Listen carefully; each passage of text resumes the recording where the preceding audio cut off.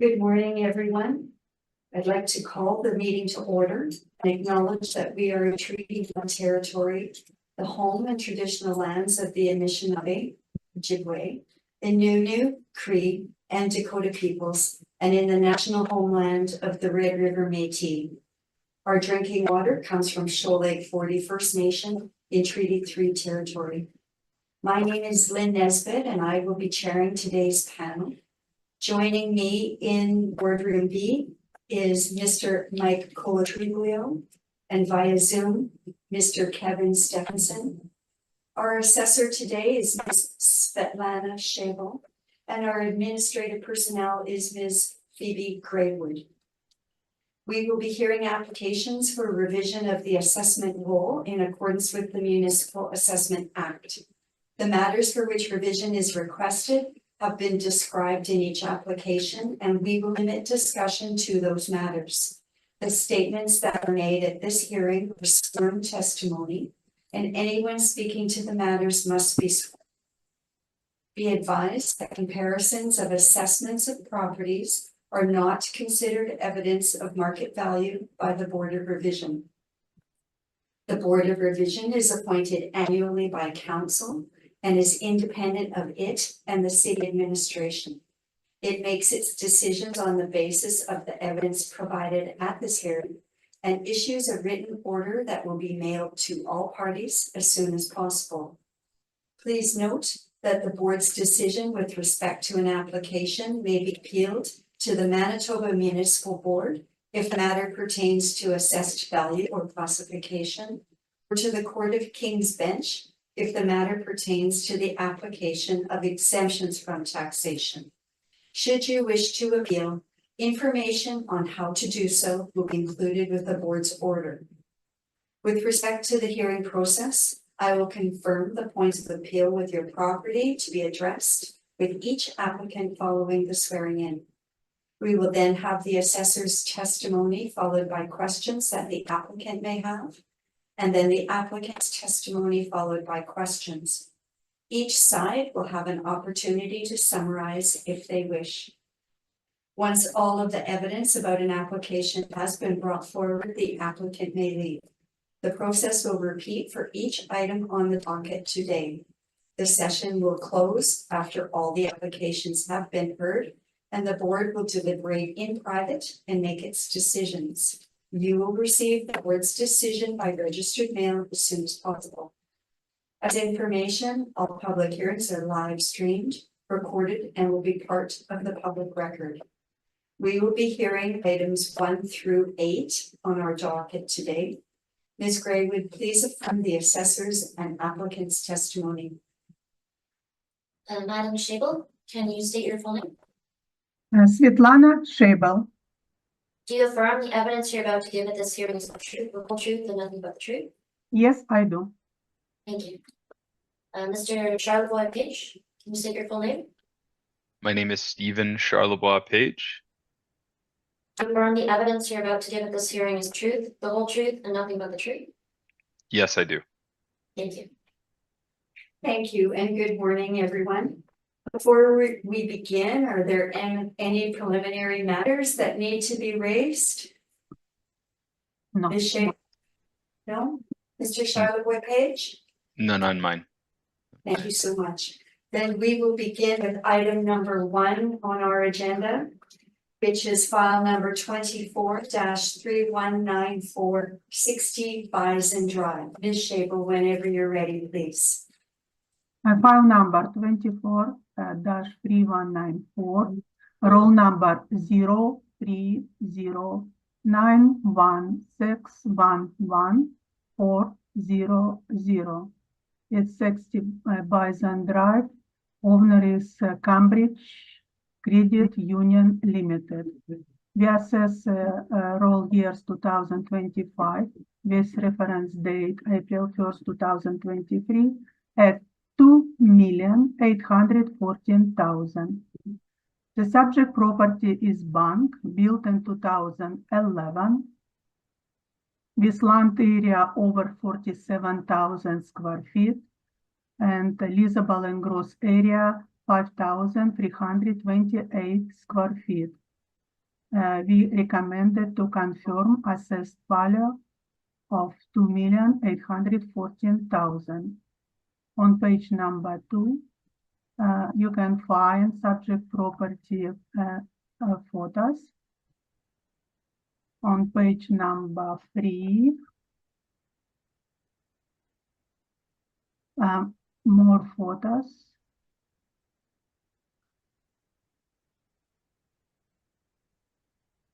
So the subject property located southwest of Winnipeg, facing Bison Drive. It's located at zoning C commercial.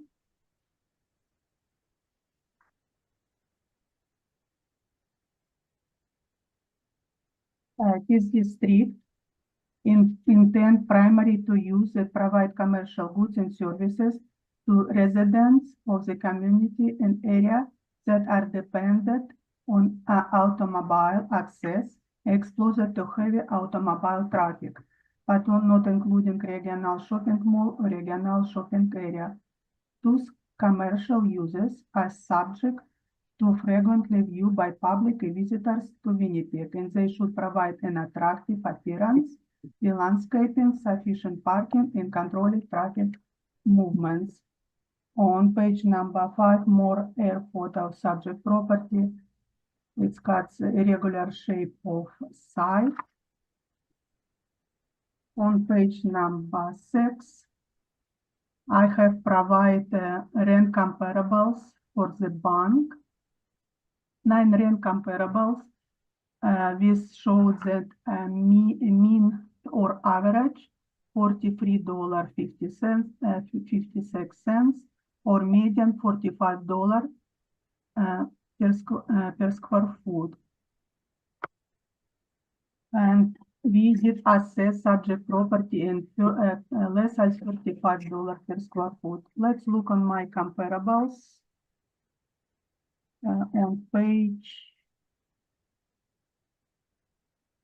On page 12, my first comparables located 2840 Pembina Highway.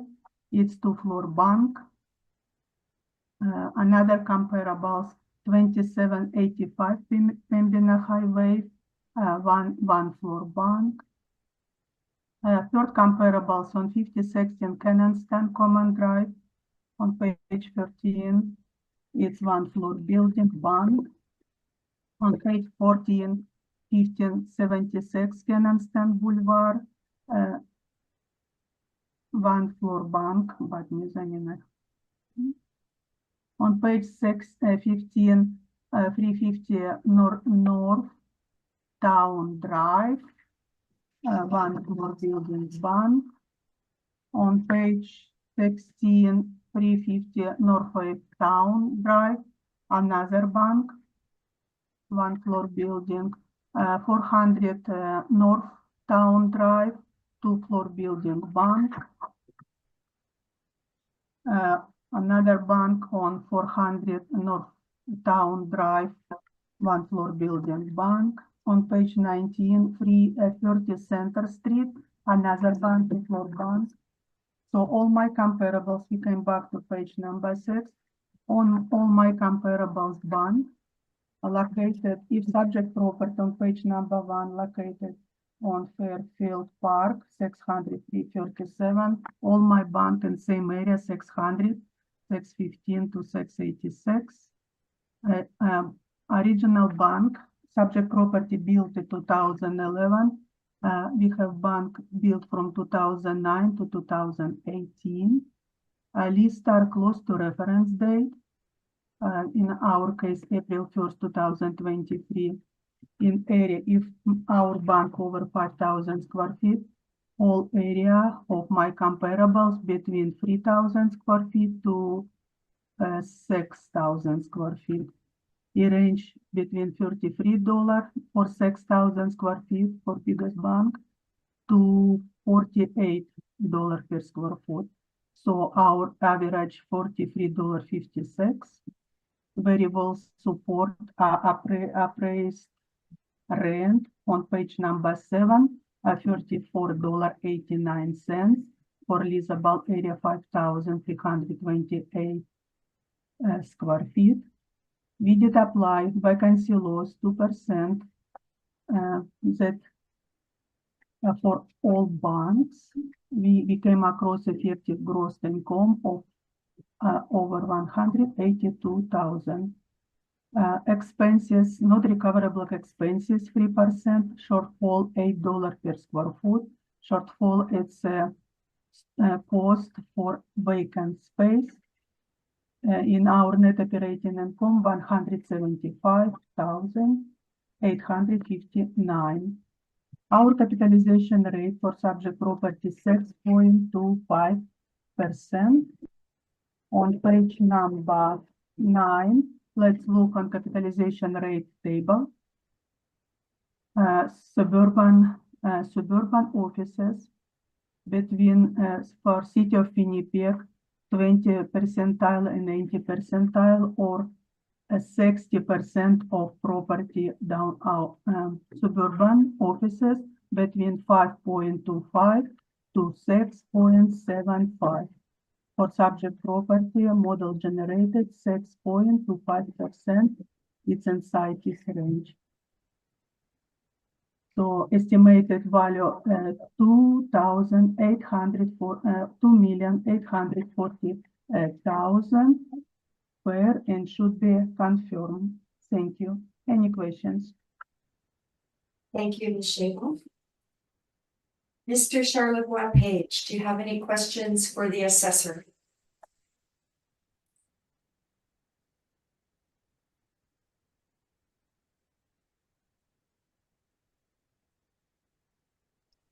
Yes, I do, Madam Chair. Sorry, I was having issues with my computer. So my first question would be, is the value you presented today the income value model generated value? Correct. And you were talking about your capitalization report on page 9. Do you select it, or the model selected the capitalization rate from the suburban B category? Is that correct?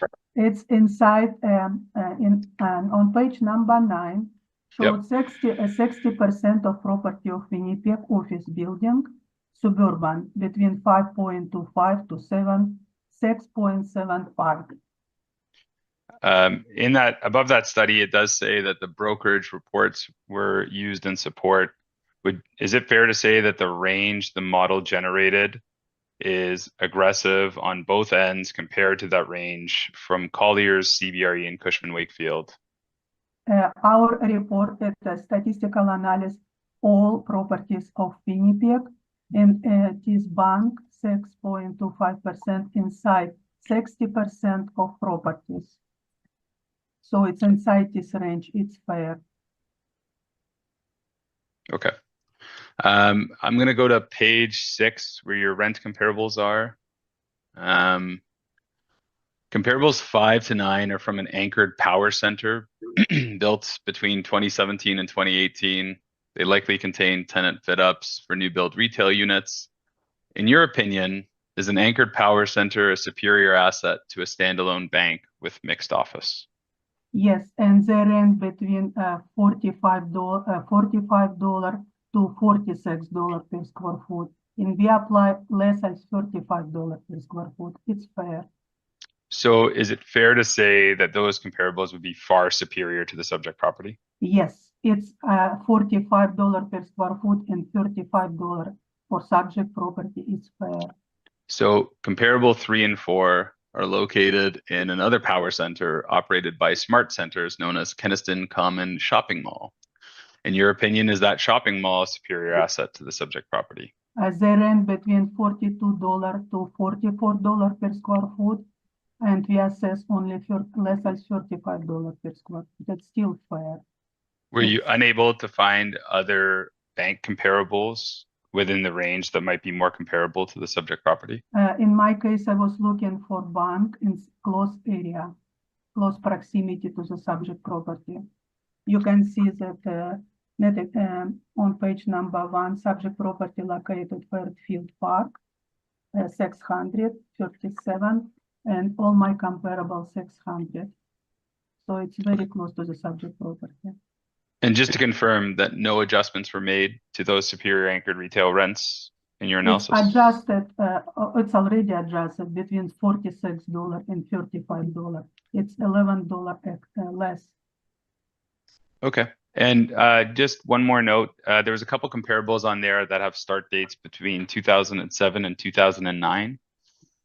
I know you did note that the rent start dates were tight to the valuation date, but I think it's comparable 3 and 4. Yeah, my 3 and 4, it's 2007, 2009, but I was looking specific for a similar area neighborhood. That's why I showed them. Okay, so those are a little bit older. Yes, it's older. Okay, thank you. Thank you very much. Mr. Colaturglio, do you have any questions for the assessor?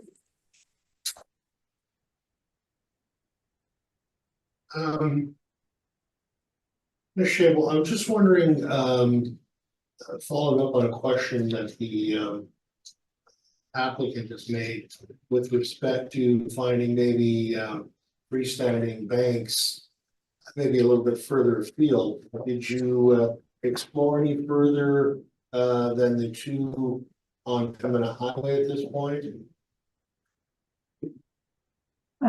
Like I repeat myself, I try to find bank very close to the subject property by neighborhood, how I selected them.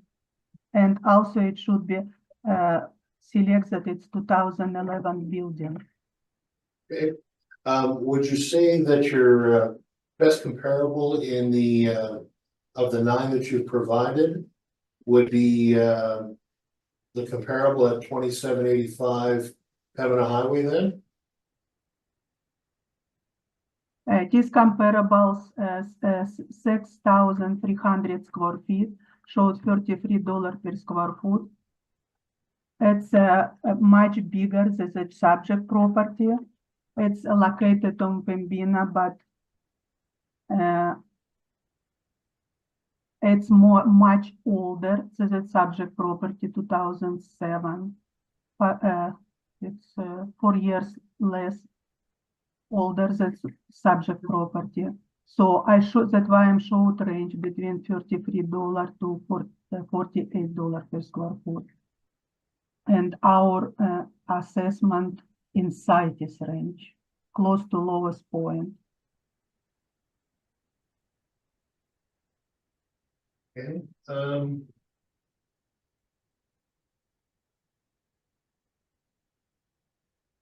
Did you look to see if there were any cap rates derived from specific bank buildings that have sold? Were there any such sales that took place for the reference date?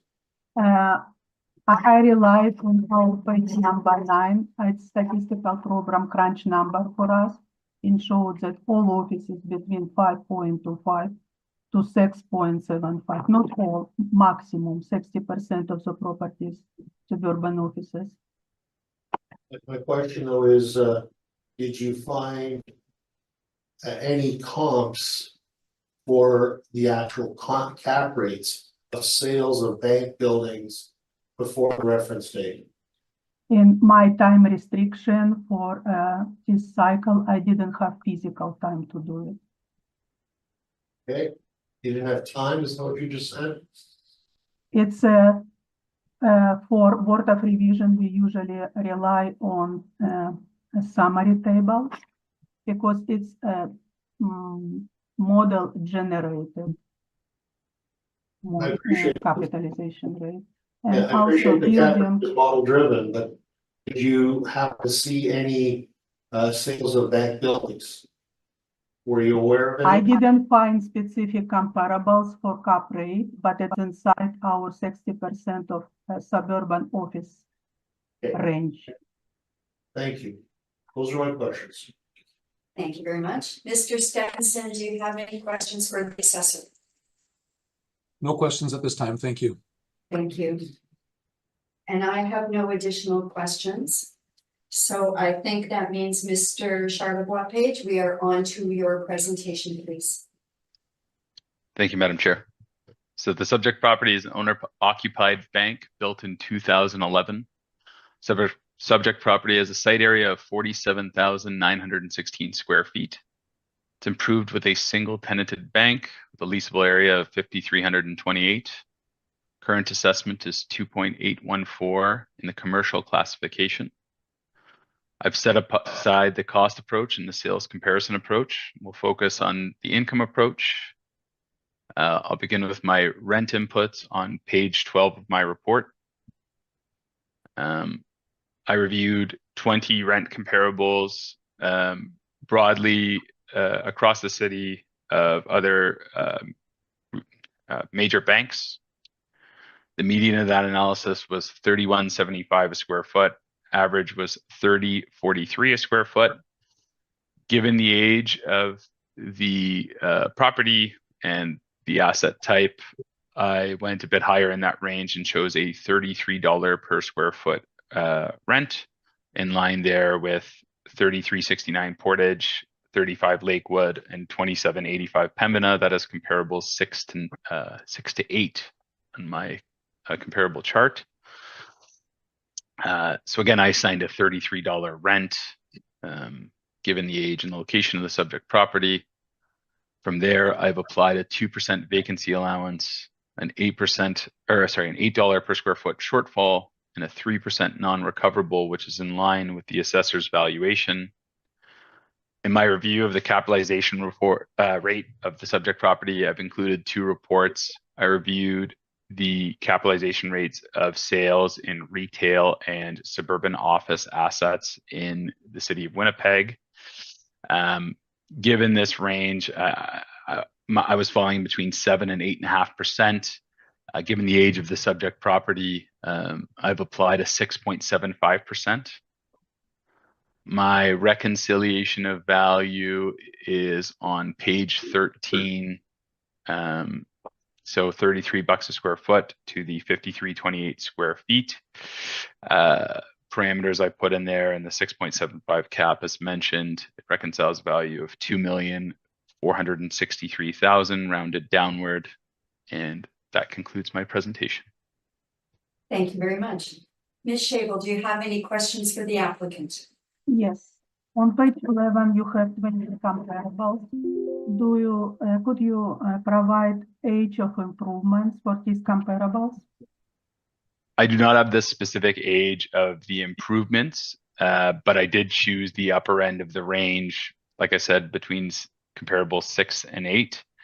I believe comparable 8 you had in your analysis, similar size to the subject property, and yeah, that's the value I landed on. Your capitalization rate on page 13, 6.75%. Do you have any support evidence to increase capitalization rate? Yes, I submitted with my evidence both a retail study and an office study. They were both supplemental to my report. Though there's no standalone bank assets that I was able to review that we had financial data on, you'll see a mix of unanchored retail assets in there, suburban B office, and it's my position that the subject property, if vacant, would likely transact as suburban B office, if it were vacated, and that capitalization rate not dissimilar from the 7% to 8.5% range that I've indicated in my report. In the case of the subject property, I applied a 6.75 given the age of the property. On your comparables on page 11, you have 20. Which of them standalone banks, like subject property? Some of them there have the unit number included, but the one on Pembina, Lakewood, the one on Portage and Pembina are standalone. Those are the ones I gave the strongest consideration to, the CIBC and the Bank of Montreal.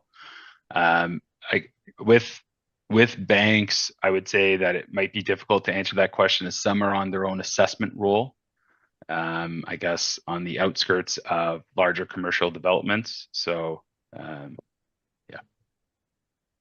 So your comparable number 2 on Portage state alone, in my also my comparables number 8, 2785 Pembina Highway, the range between $33 to $35 per square foot, where you apply lowest point. So again, I didn't survey your comparables. I surveyed the comparables I provided there and ended in that range of 6 to 8. But you would agree that state alone bank has much higher rent per square foot leases compared to part of units of neighborhood? I would agree that a standalone bank can achieve a higher rent, but also should have consideration for being a single tenanted structure in terms of a cap rate.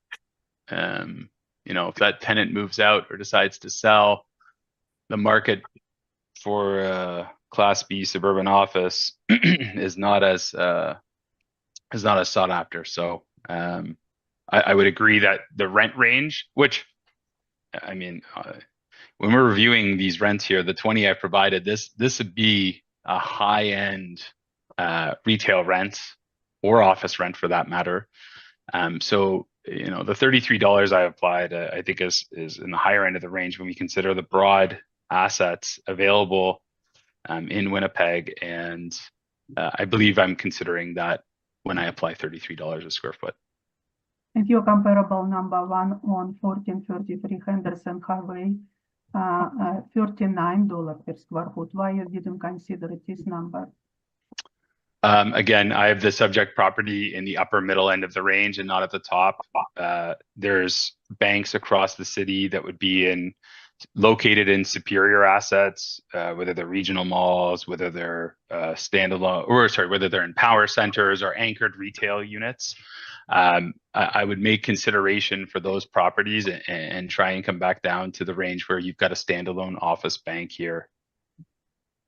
And which of your comparables closest to the subject property and location? Because location first. In terms of location and comparability, comparable 2785 Pembina, you know, I have to consider a broad spectrum.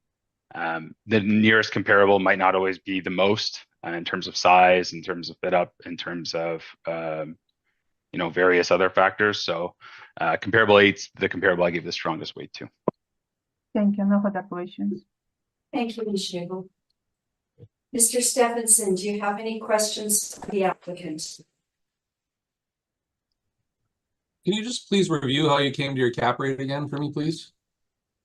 Yes. So there's 2 supplemental studies that were included with my evidence, and they're it'll be titled Altus Retail Capitalization Rate, and there was the Office Capitalization Rate supplemental report I included. There's calculate.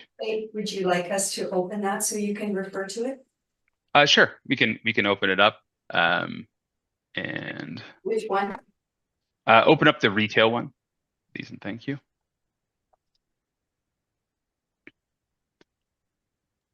Just Page. yes, sorry. My PDF is crashing on me right now, so just give me 1 second and bear with me.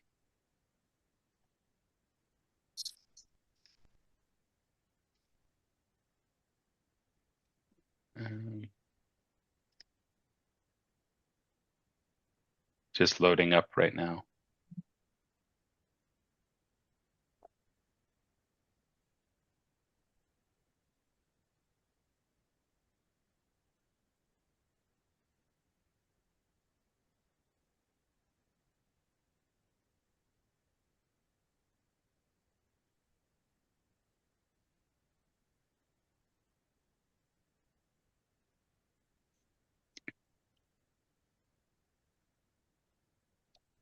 So within this capitalization rate report, in the appendix, you'll see all of the sales down at starting at page, excuse me, 19, and there's a summary of them. There's a range of assets within there. and the median is falling on 6.75.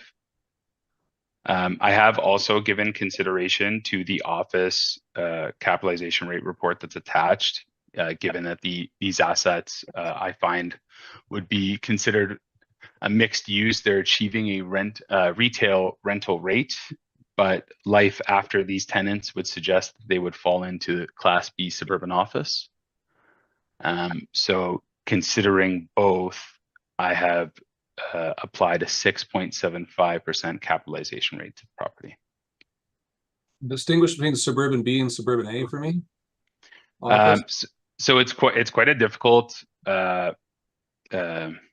differential to make, because a lot of the things in BOMA standards that make an office Class A are things like 24/7 security, on a main access for public transit. You know, there can be a plethora of things, including quality of finish inside. And I think ultimately age and quality of finish would be the two bigger ones on suburban office, as many of the traditional Class A office parameters aren't necessarily applicable to the suburban market. Okay.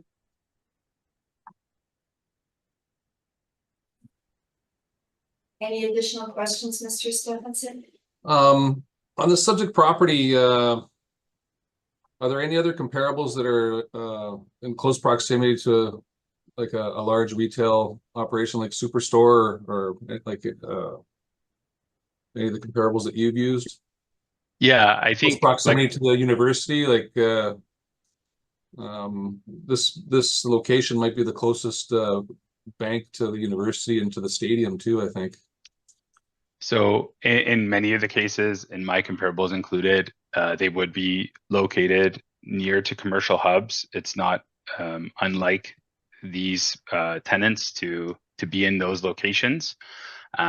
But specifically to the university, I can't speak to if any of the comps are closer in proximity. But like I said, I've used comparable 6 to 8. It's the range I fell into out of those comparables and applied it. Do you think the traffic in front of comparable 6 and the subject property is similar? No, it might be heavier at comparable 6. Heavier at comparable 6? Perhaps. I mean, sorry. Are you talking about foot traffic into the plaza, or traffic, street traffic? Well, I guess street and foot traffic potential into the location subject, or your preferred The comparable. subject property could have superior foot traffic. Okay, thank you. That's all my questions. Thank you. Thank you, Mr. Stephenson. Mr. Colatruvio, do you have any questions? Yes, Madam Chair. I'm looking at the rents that you've used. You're suggesting $33 a square foot, and you're relying on comps 6 through 8, correct? Correct. But you have not provided the age of those comps, correct? No, I have not. Would it be fair to say that probably comp 6 and comp 7 are much older properties? Am I mistaken? So I guess in the case of that, the exterior might be older, but these businesses have a practice of upkeeping their brand and their logos and the interior. So I think any of these deals that are signed between 2020 and 2023, the majority of these comparables are, they would have that similar upkeep to their branding, to their interior. Do you have any idea what the length of the overall lease is on those properties? This is, and are these leases that you're showing here just the lease at the time of the reference date? Yeah, so just like Ms. Scheibel's set and mine, I think a lot of these would be long-term lease deals that would be renegotiated on a 5 and 10 year. I do not have the specific, market renewal dates of those, but I believe that, those dates, the start dates provided in that column, would be the charge start date. In many of the cases, they'd be longer term leases with market renewals. And these are single tenant scenarios where they're standalone buildings. Pardon? These are standalone buildings that you're referring to here on Portage and on Lakewood. I believe Portage and Pembina are standalone, correct? Okay, Lakewood is in a, I guess, a power node, I guess, I suppose. Yeah, it's in a an anchored retail shopping center, but it's located at the front of that near the road, I believe. So a pad site kind of an idea. I believe so. I can just confirm that. I think it might be in the strip itself. Fair enough. Yes, it does. Okay. And with respect to your cap rates that you are referring to on page 19 of your retail study. Yep. I'm looking at 13 different cap rates. All of them appear to be of buildings that are all much older than the subject property. And as you also pointed out, they are not banks, they are various forms of office or retail scenarios, correct? Correct. Correct. And yet you feel the median of is 6.75, and that's what you're using for your cap rate, correct? Correct. And you believe that that is based on the fact that age of all these properties, that wouldn't mediate the cap rate potentially to a much lower number. So in terms of physical age, comparables 11 to 13 do have newer components. I also think that if you look there, I mean, it's difficult in reviewing the sales of standalone banks as there's not a plethora of information. So relying to assets that have transacted, comparable 9 there on Corden, you're right, is a bit older, 6.75 for about 4,700 square feet. The comparable 13 at Pembina obviously ranges to newer build, but much larger asset. So difficult to draw a comparison, I would agree.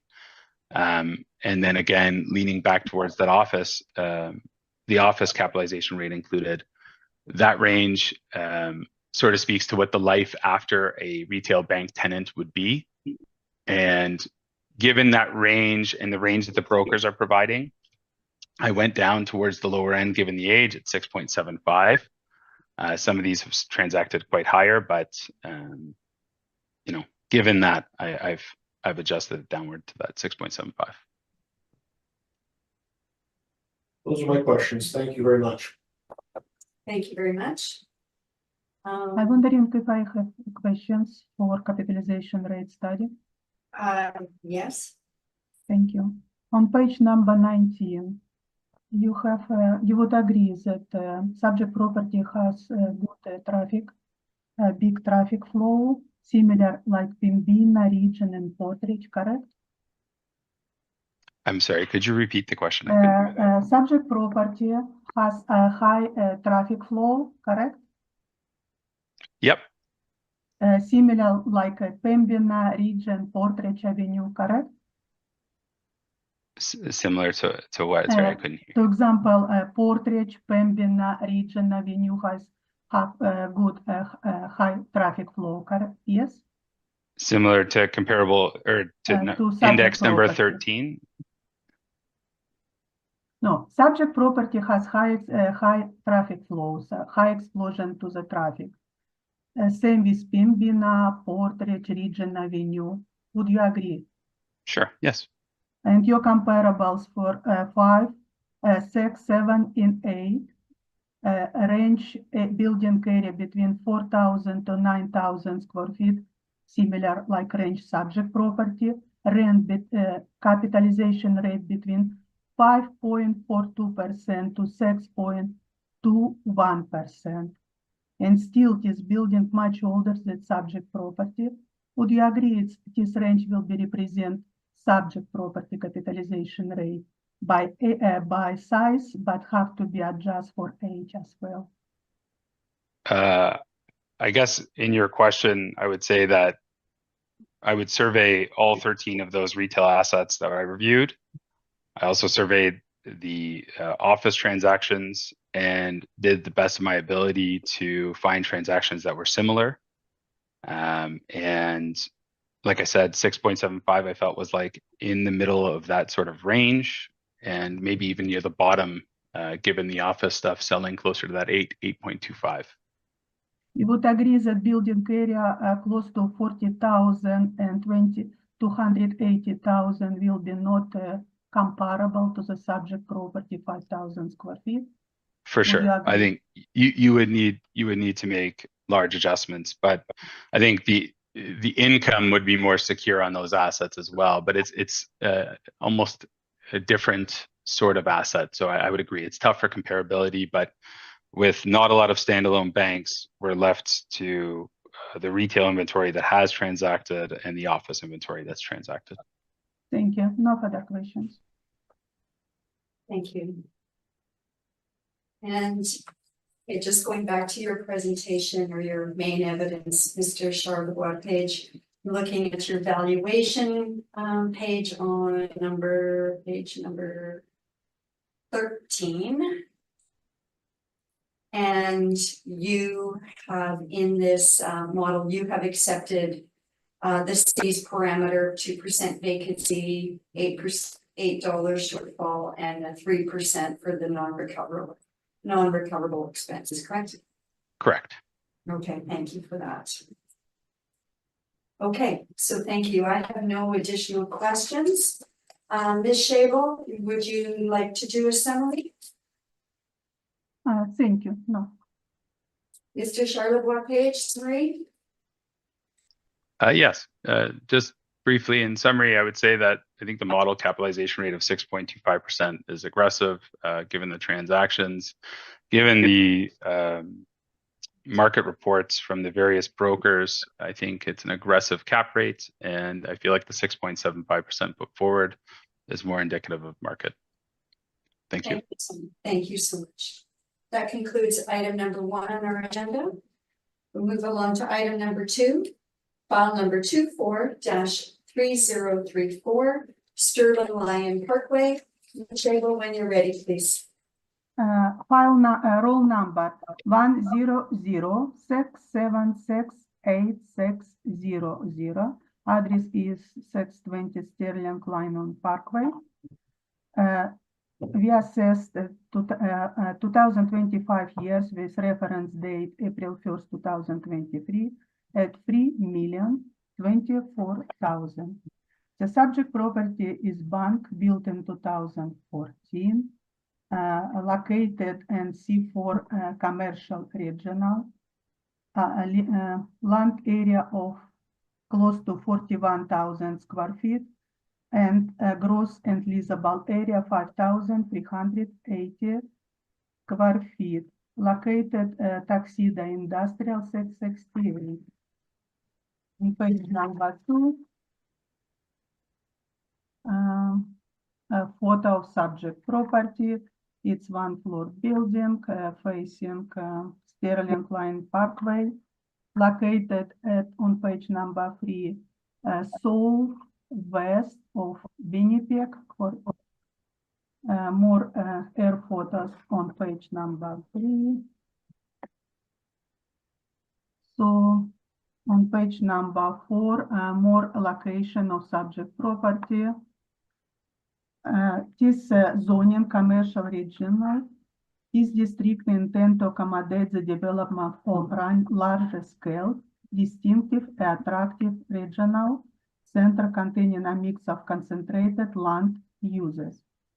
Those commercial uses are subject to frequent view by the public and visitor to Winnipeg, and they should provide an attractive appearance with landscaping, sufficient parking in controlling traffic movements. The said center should provide commercial, office, institutional, and residential uses in structure at high intensities that surrounding area. This area may also contain concentration of media or high density office development, as well as broad mix of complementary uses, which might include major civil and public facilities and parks. This district might contain multi-family housing and development should facilitate and encourage pedestrian travel between residential and not residential uses. We did assess subject property of 5,380 square feet at $37.26. As on same page on bottom, I presented 8 comparables: 2840 Pembina Highway, 1506 Kenaston Common Driveway, 1576 Kenaston Boulevard, 350 North Town Drive, 2 banks, and 400 North Town Drive, 2 banks, and 30 Center Street. They show that a mean or average $44.87 and median $45.50. We already talked about these comparables on my previous case. Should we look into more deeper? Or I can move on. Okay. Let's go on page number 19 and look on my banks. 2814 Pembina Highway. We have bank built in 2017, subject property built in 2014, located in Fort Richmond. On page number 20, 1560 Kenaston Common Drive. We have another bank, 1-floor building, bank built in 2007, located same neighborhood, like subject property, Tuxedo Industrial. We rent 5.6 thousand square feet and $44 per square foot. On page 21, 1576 Kenaston Boulevard, we have another bank built in 2009. Similar like subject property, Tuxedo Industrial neighborhood, rent of 3,000 square feet for $42 per square foot. On page 22, 350 North Town Drive. Or also we have 2 banks on units 110 and another on page 23, 440, located 666 Bridgewater Center, built 2018 and rent between $45 and $46 per square foot. On page 24, we have 2 banks at 40 North Town Drive. They built in 2017, a rent for $46 per square foot. And my last comparable, 30 Center Street. Built in 2017, a rent for $48 per square foot. Let's go back on page number 5. So our assessment, let's say, is $38 per square foot. It's fair for bank built in 2014 and located in C4 commercial regional zoning. We apply same vacancy loss 2%, expenses not recoverable 3%, in shortfall for occupancy of empty space $8 per square foot. For subject property, model generated 6.2% capitalization rate. So our estimation of $3,024,000 is fair and should be confirmed. Thank you. Any questions? Thank you, Ms. Shable. Mr. Charlotte, do you have any questions of the assessor?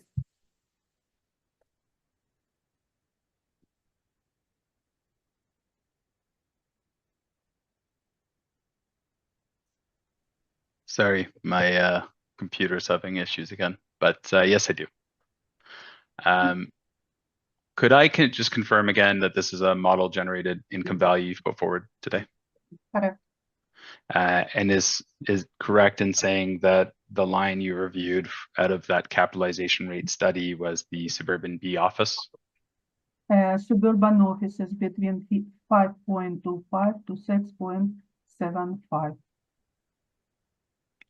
Okay, so that's the model would have used that category to generate a capitalization rate, is that Yes, correct? because it's standalone bank, yes, it's office space. Okay, It's but have special. so do you know how many comparables that model used to produce that number? No, And do you know if they're predominantly, I guess so you don't know if they're predominantly high rise or if single tenanted or mixed use assets are included? it's suburban offices. What we have 60% of suburban offices between 5.25 to 6.75. In your Okay. case, you showed us retail capitalization rate. We can look on retail, page number 7, between 5.85 to strip 6.75. So our range is 6.2%. It's fair. Is it fair to say that the broker's range is 6 to 8% that you guys have included and said that it supports your modeled cap rates? We don't have rate. Pardon? Collier showed between 6 to 7. CBRE showed between 6 to 8. And Cushman Wakefield showed between 6.25 to 7.75. 6.75 to 7.75 Yes, for Cushfield, but correct? it's all Collier, CBRE, and Cushman Wakefield showed. Our city of Winnipeg, 60% of the properties, it's between 20 and 18 percentile inside So this range. above that study, when it does say that the cap rates are further supported by those were considered in the model's reconciliation. It's inside was market information. Our range inside market information. Okay, But thank you. I'm gonna speak to the comparables, rent comparables on page 5 of your report, if everyone would like to go there. So not dissimilar from the first set. I just would like to note that comparables 4 to 8 are included in an anchored power center built between 17 and 18, likely with tenant fit ups or built to suit spaces. Have you made any adjustments to those rents? this range between $45 to $46 per square foot. We assess less as $38 per square foot. I would like to bring your attention comparable number 2 and 3. They close to the subject property by neighborhood, and But they they're- built much older than subject property, 2007, 2009, and they rent between $42 to $44 per square foot. But the lease start date of those are quite old. Is that correct? 2 and 3? Yes, but we assess less than $38, so it's fair. It should be confirmed. Okay. So, in your position, all of the comparables you provided are from superior retail assets. Is that a fair statement? Yes, that's why average $45 per square foot, much higher than we assess. Use for our assessment. Are you aware that the subject property has a lease in place? That's income expenses Mela provided to us on page.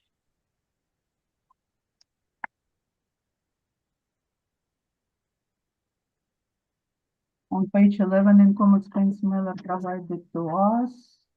620. So I'm on going to page read it now. 17 of your brief, about middle of that chart, you'll see they're all highlighted, but 620 Sterling Leone Parkway is in there. Yes, And the base rent is $29.35 a square foot.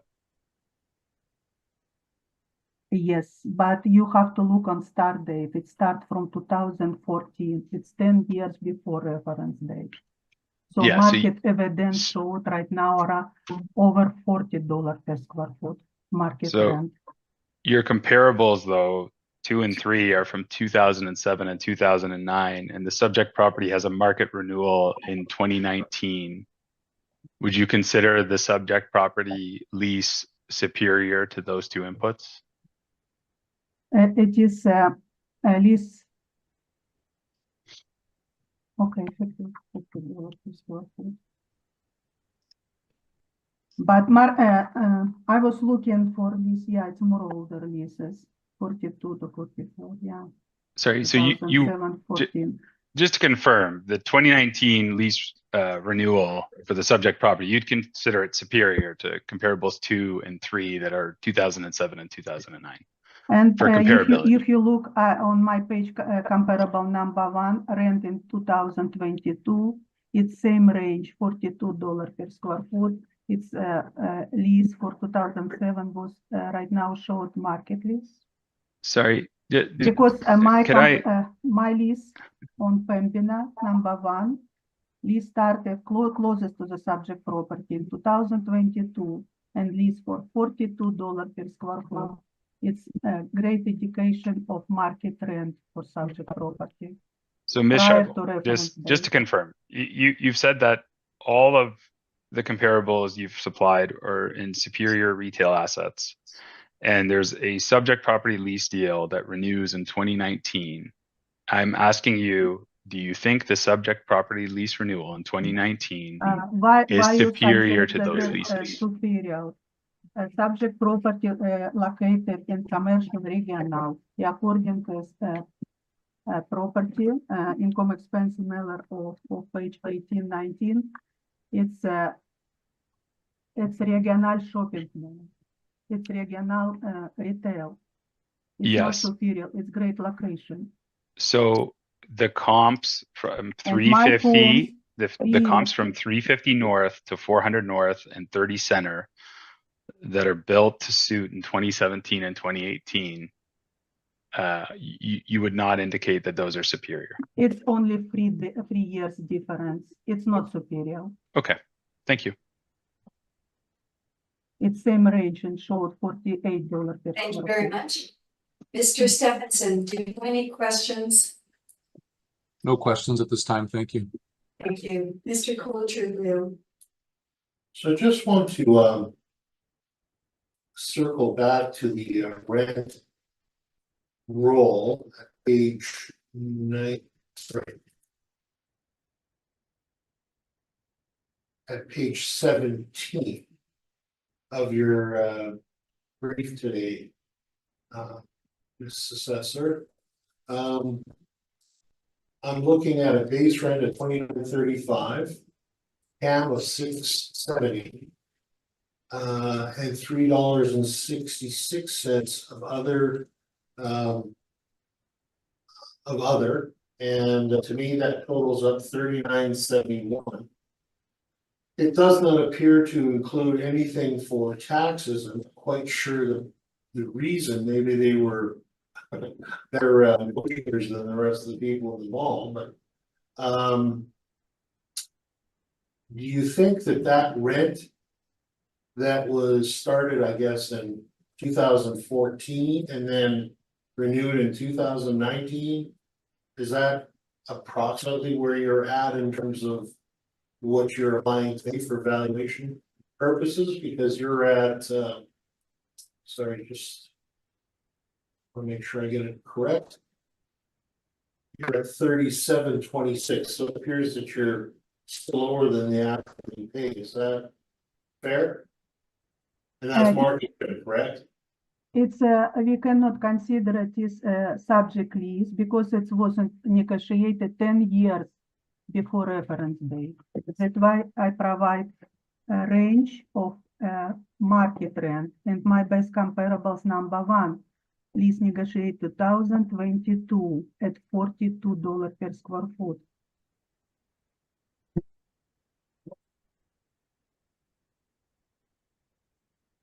And And again, few good points that Subject property pay accommodation $6.7 pay other $3.66 and doesn't pay taxes. And just as a further question, did you find any other comparisons in the general area? I see you have two comparisons on Keniston Boulevard. Or what, sorry, one on Keniston Common, one on Keniston Boulevard. They're in the general proximity of the subject, are they not?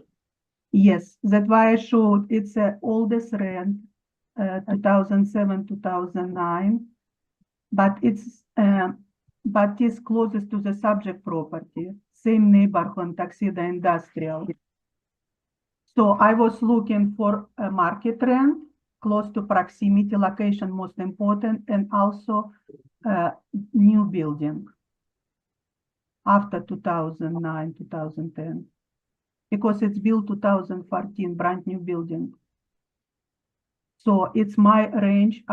So I have location, age of building, and lease start date. It's free. What I searching from. They showed between $42 to $48 per square foot. It's fair. We assess only $38 per square foot. Okay, and the 6.2% capitalization rate, that was model driven, correct? It's a model-driven capitalization rate, 6.2. But this building less than 10 years old. Why we should have very high capitalization rate? What risk involved? Okay, those are my questions. Thank you. Thank you very much. Mr. Charlevoix Page, on to your presentation. Thank you, Madam Chair. So the subject property is a bank built in 2014. We have a site area of 40,895 square feet, single tenanted, leasable area of 5318. I've set aside the cost approach and the sales comparison approach, and will favor the income approach to value. On page 12 of my report, you'll see my rent inputs. As of the reference date, the subject property was leased to my client at a net rent of $29.35 a square foot. That is a step up from the original rate of $26.95 a square foot. The deal was signed in 2014, and the step is in 2019. I reviewed market to ensure that this rent was within the range. So again, the citywide analysis of bank comparables of major 4 banks. The average was 30.43, the median was 31.75. I've assigned more weight to the deal in place, given the 2019 renewal at 29.35. I've applied a 2% vacancy allowance, an $8 per square foot shortfall, and a 3% non-recoverable, which is in line with the assessor's model. In my capitalization rate, in my review of the capitalization rate, I've again provided those 2 supplemental studies in the retail and office cap rates studies. Where we surveyed the information available on various retail assets and office assets that transacted during the acceptable valuation range period. We also reviewed the same brokerage information that the assessors included, indicating that range there between 6 and 8%.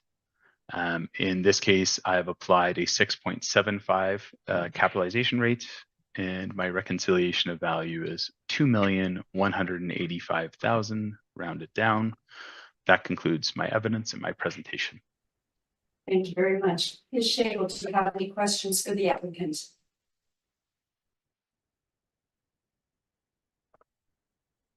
Yes, please. On your page 12, you have same set of rent comparables, correct? 20%. Correct. Which, in your opinion, most represent subject property market rent? Given the range of the comparables there, I reviewed specifically these ones on Pembina. I reviewed them to ensure they were in line with the lease in place, but ultimately the 2935 that I went with, I assigned the most weight to the rent that a market participant would get if they purchased the subject property. Thank you. And on your page 14, you apply 7.5% capitalization rate. Would you agree that it's that market rent much higher that you apply for subject property rent, and you still increase capitalization rate?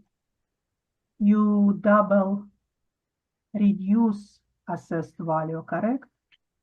No, I think the rent in place is the rent that if this property went up for sale at the valuation date and someone purchased it, they would purchase the rent in place there at $29.35 a square foot, and the market capitalization rate would take into consideration many risk factors around securing the income stream. You've mentioned age in your portion of talking on the cap rate, which is one consideration. Also that it's a single tenanted property, and there's many other factors that go into a risk calculation for a cap rate. The best indicator, I guess, is the retail cap rate study and office cap rate study that I provided show a similar range to the brokerage firms, and I've selected near the bottom end of that range at 6.75. You would agree that subject property location and C4 regional corridor should have less capitalization rate compared to your study, correct? I'd agree that those are two favorable components to the subject property in calculating a capitalization rate. However, again, that's going to be a calculation of risk to securing the income stream. So there'll be many considerations into that.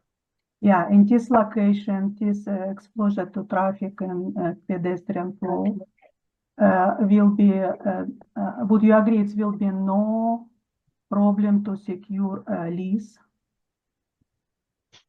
Sorry, could you say that again?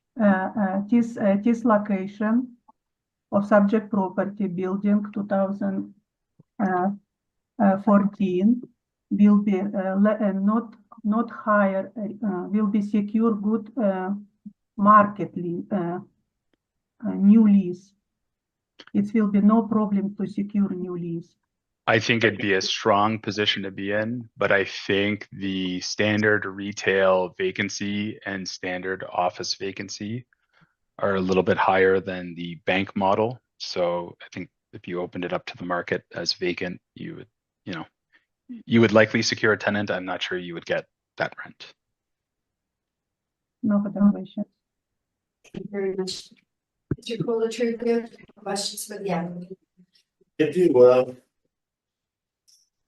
it appears you're using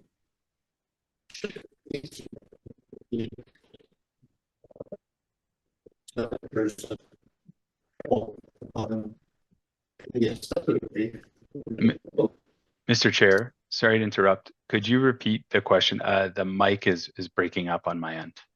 In my end as well. With respect to the rent. I'm sorry, Mr. Chair. I think both of us are having trouble hearing you guys.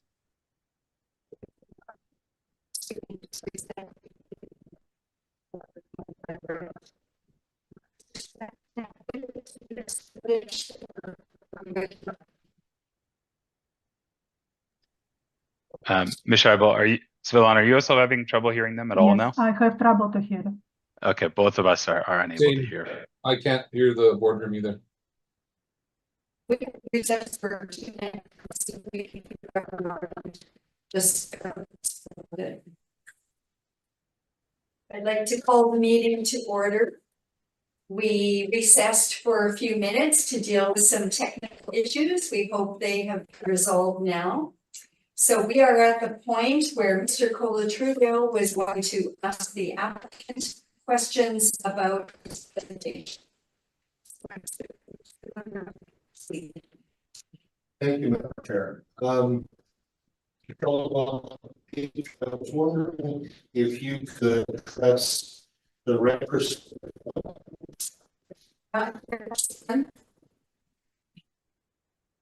garbled. I'm making out very little of the question. Sorry, Mr. Chair. Okay.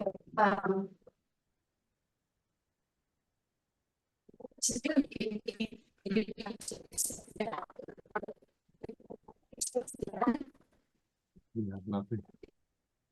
Yeah.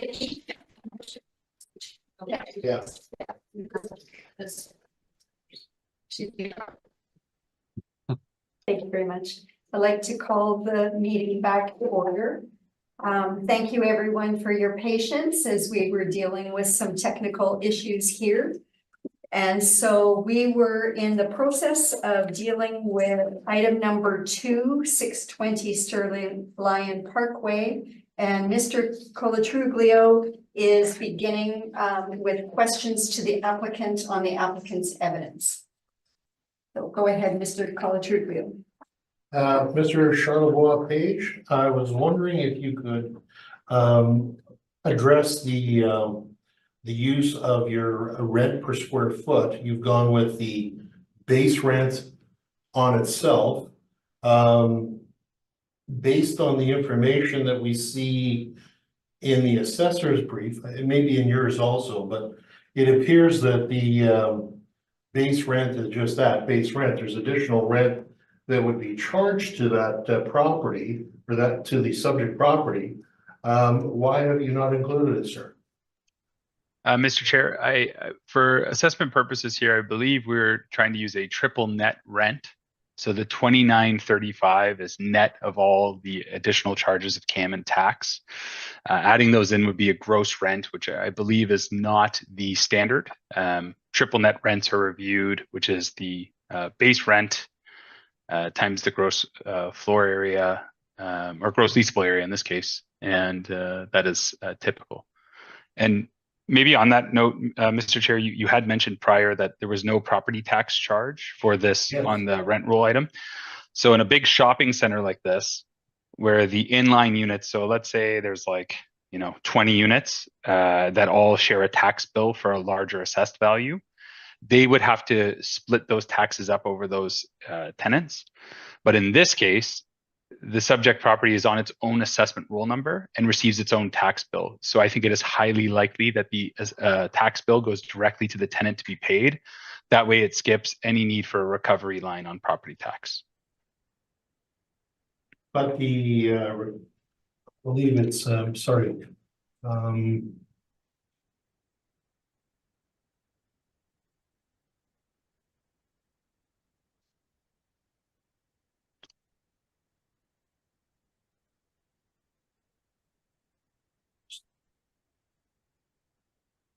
And Mr. Chair, I believe it was page 17 of the assessor's brief had that itemized count that you were talking about, that I referenced the tax portion. Yeah, my apologies. Sorry, it's this cord when I wiggle my left. Stop wiggling. It's also on page 20 of my brief, Mr. Chair. Yeah, okay. I just popped back to the assessor brief, page 17, just for sake of simplicity. Sure. And the CAM charges and the other charges, this is an unusual scenario, is it not, where these are all broken out as other malls would have just a global number, so we wouldn't necessarily have this breakdown. And I'm going to suggest to you, is it possible that we should include all these items, because it should be based on the fact that it's not broken out in every property? No, Mr. Chair, actually, I would suggest that the net rent, the triple net rent, so which is the base rent number that's there, is the number for tax and assessment purposes that we're required to use. And when a property has a gross rent, which is what you're talking about, where it's the sum of all of the recoveries that a tenant or a landlord would take, that's called a gross rent. And that would need to be netted down to a net rent in the case that you wanted to use that for market inputs for assessment. So It's my submission, and I think you'll find in the assessor's guide or their module that they value properties. The triple net rent would be the input put in. So it'd be my position that the 2935 is the correct number to use for assessment.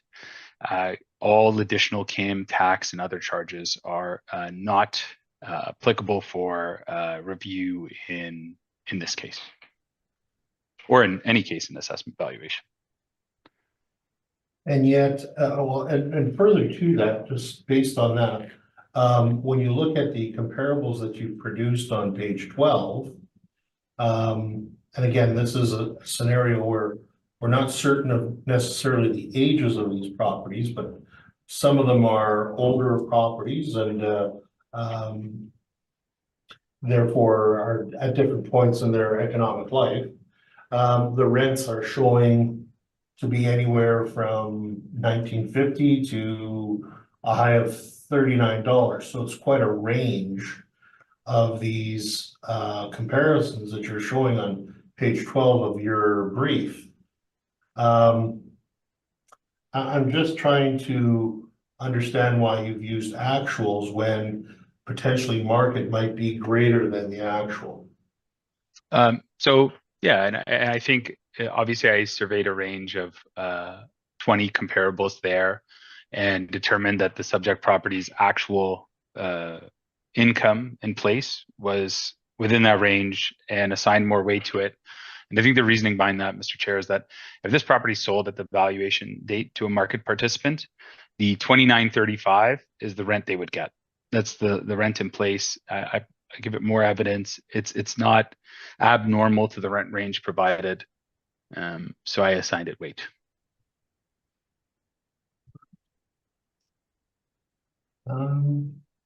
And you said you had this shown on page 19 of your handout, correct?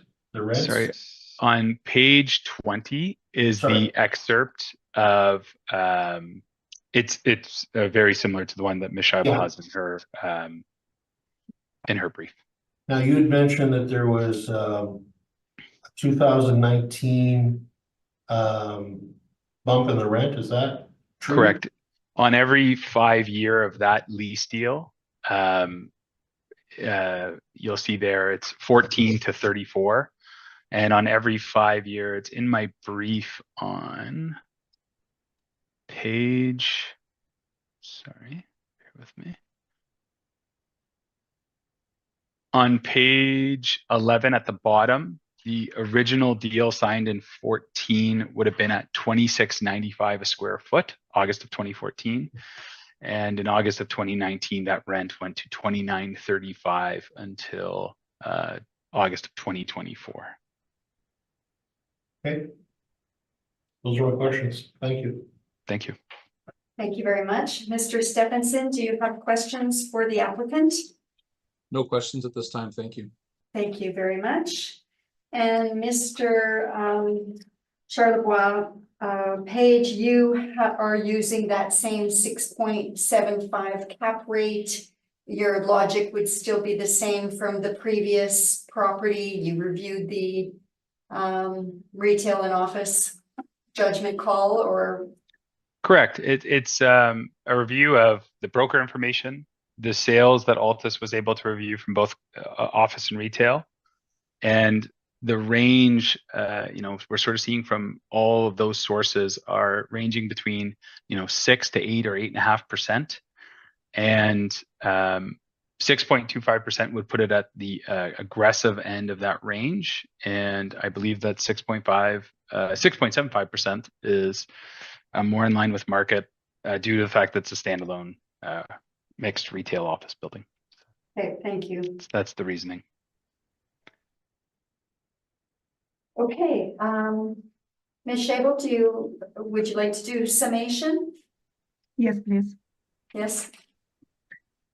My opinion of value is supported by comparables that are very similar to the subject property. The market rents are not always at market level. Also, oldest property usually rent for less than newest one. The agent has relied on comparables that much older that has undervalued the property. So in my opinion, the subject property cost value of $3,024,000 should be confirmed. Thank you. Thank you very much. Mr. Charlevoix Page? Thank you. Yeah, I'll just keep it brief, but I would say that the rent in place is the rent that a market participant would buy at the valuation date. I assigned it more weight. It's in the range of the comparables reviewed citywide, and the capitalization rate is more in line with market and what the brokers and certainly what Altus has put forward at 6.75. At 6.2, it's very aggressive. My summary. Thank you very much. That concludes item number 2. Item number 3 on our agenda is file number 24-2721, 2659 Pembina Highway. Ms. Shebu, when you're ready, please. Roll number 03061703000. Owner is Assiniboine Credit Unit Limited. Assessment years 2025 with reference date April 1st, 2023. We did assess the property value at $3,121,000. The subject property is bank built in 2008, located in zoning C2 commercial, have land value close to 70,000 square feet, and gross and floor leasable area 6,265 square feet. Neighborhood location Richwood West. On page number 2, photo of subject property close to intersection, located close to intersection Pembina in Bearmore Boulevard. On page number 3, the subject property located city-wise, it's southwest corner. On page number 4, more air photo view and zoning restriction. Is district C2 commercial community. This district intend to accommodate more intensive commercial sites that do not have a local or neighborhood orientation. The district intend to include attractive commercial, institutional, recreation and service facilities needed to support neighborhood and broad community. On page number 5, subject property market.com, we assessed 6,265 square feet at $33.97.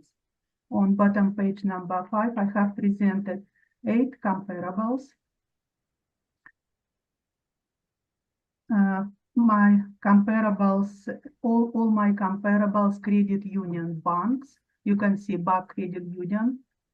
It's a little bit less assessment, just normal bank. So all my 8 comparables credit union, one of 1085 Ellison, Main Street, Henderson, Regent Avenue, Marys and 10. My comparables age ran between 1992 to 2011. Showed range of rent per square foot, average $33.09 or median $32.38. It's range between $32 to $35, specific for credit union banks. Let's look on my comparables on page 12. My first comparable, 1082 Ellis Avenue.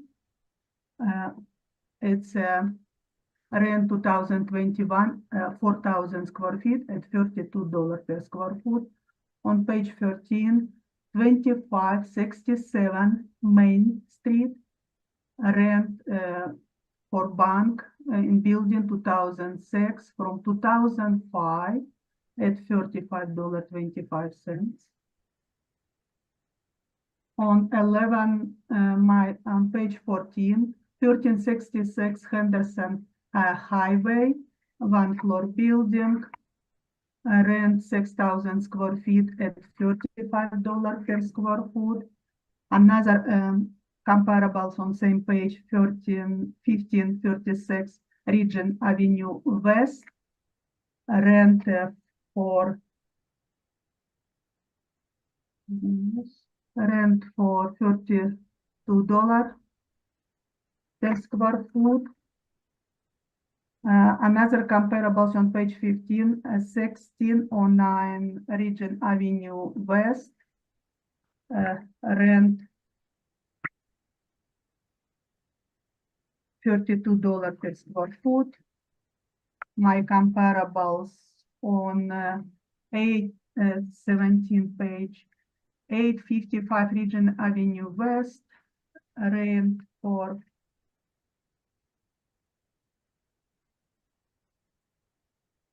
$32 per square foot. On page 18, 1210 St. Mary Road, rent for $33.75. My comparables on page number 20, 720 St. Anne Road, rent for $32.50. So average $33.09 and media $32.38. Market generated rent $33.95, very close to my comparables. It's fair. We apply same 2% of vacancy loss, 3% not recoverable expenses, shortfall occupation, empty space, $8 per square foot. In capitalization rate for this subject property, 6.45%. That inside our 2018 percentile between 5.25 and 6.75. So based of my brief, I ask him to confirm the 2025 assessed value of $3,121,000. Thank you. Any questions? Thank you very much. Mr. Charlebois Page, do you have questions for the assessor? Yes, Mrs. Chair. So just to confirm, the income value put forward is model generated. Correct. And just to confirm again, the inputs into that, you're not sure of how many or what type of assets went into it. All property for capitalization rate, or Yes, for capitalization rate, sorry. all provided information from the owner was crunched here and showed 5.25 to 6.75 by statistical program. Okay, thank you. In comparables, so I guess we'll go to the chart on top of page 12. I don't want to spend too much time on the rent comparables because I think the median of your data set and the number used in my brief are not dissimilar. They're quite close, but I do want to ask you about comparable 2, 3, 6, and 8. Lease dates, start dates range from 2001 to 2006. Did you consider these in your reconciliation of value? It's $35. We assess it's $33 per square foot. It was negotiated 2005, 2006. But you can see that after, to example, my comparable number 7, rent negotiation 2019, close to reference date $33.75. We assess very close to it. Okay, so there's a number of banks in the immediate vicinity on Pembina. Did you have the opportunity to review any of those?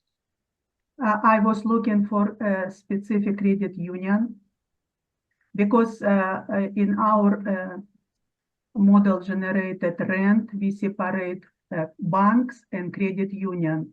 Our statistical data showed that credit union rent less than bank. That's why we assess it's 33, close to $34 per square foot. All my comparables credit unions. Okay, thank you.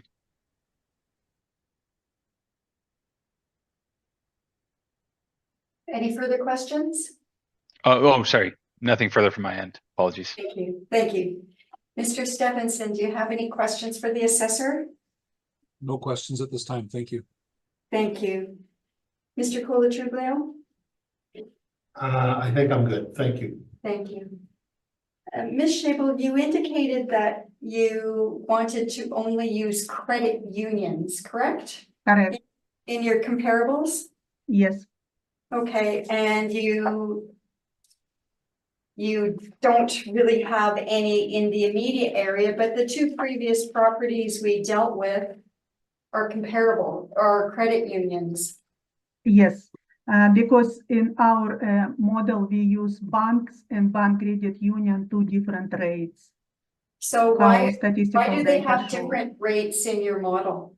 Correct. If Why? you open page number 5, you see B1, tenants class B1, banks dash credit union. So I was looking credit union, how much rent for credit union it's supported. $34 per why- square foot. Why would banks and credit unions have different rates? Correct. Why? It's statistical data showed information because all our data or existing leases provided to us. So it's just based on the data you've received in your Yes, model, but you correct. haven't asked qualitatively why it's different? Also, I would like to mention because all my, yes, on my page number 5, my rent started 2005, but it's step up leases for specific close to reference date in 2022. Okay, so there are step ups, but they can't be discussed because it's post reference. That's what you're saying? Okay, Could I maybe It's ask a not follow-up question, post-reference. Madam Chair? yes, you can Just ask on them. on that line of thought. Is it your opinion that the credit unions is the model output that the credit unions are inferior to the major 4 bank tenancies? Correct. Okay, thank you. No, so yes, correct, yeah, Yeah, so the credit unions are inferior to the major 4 banks yes. and from a model standpoint. Okay, thank you. Okay, and Ms. Shable, I'll just ask again, why are they inferior to a bank? It was that data showed market evidence. Okay, thank you for that. Okay, Mr. Charlebois Page, I think we're on to you now. Thank you. So the subject property is an owner-occupied credit union bank built in 2008.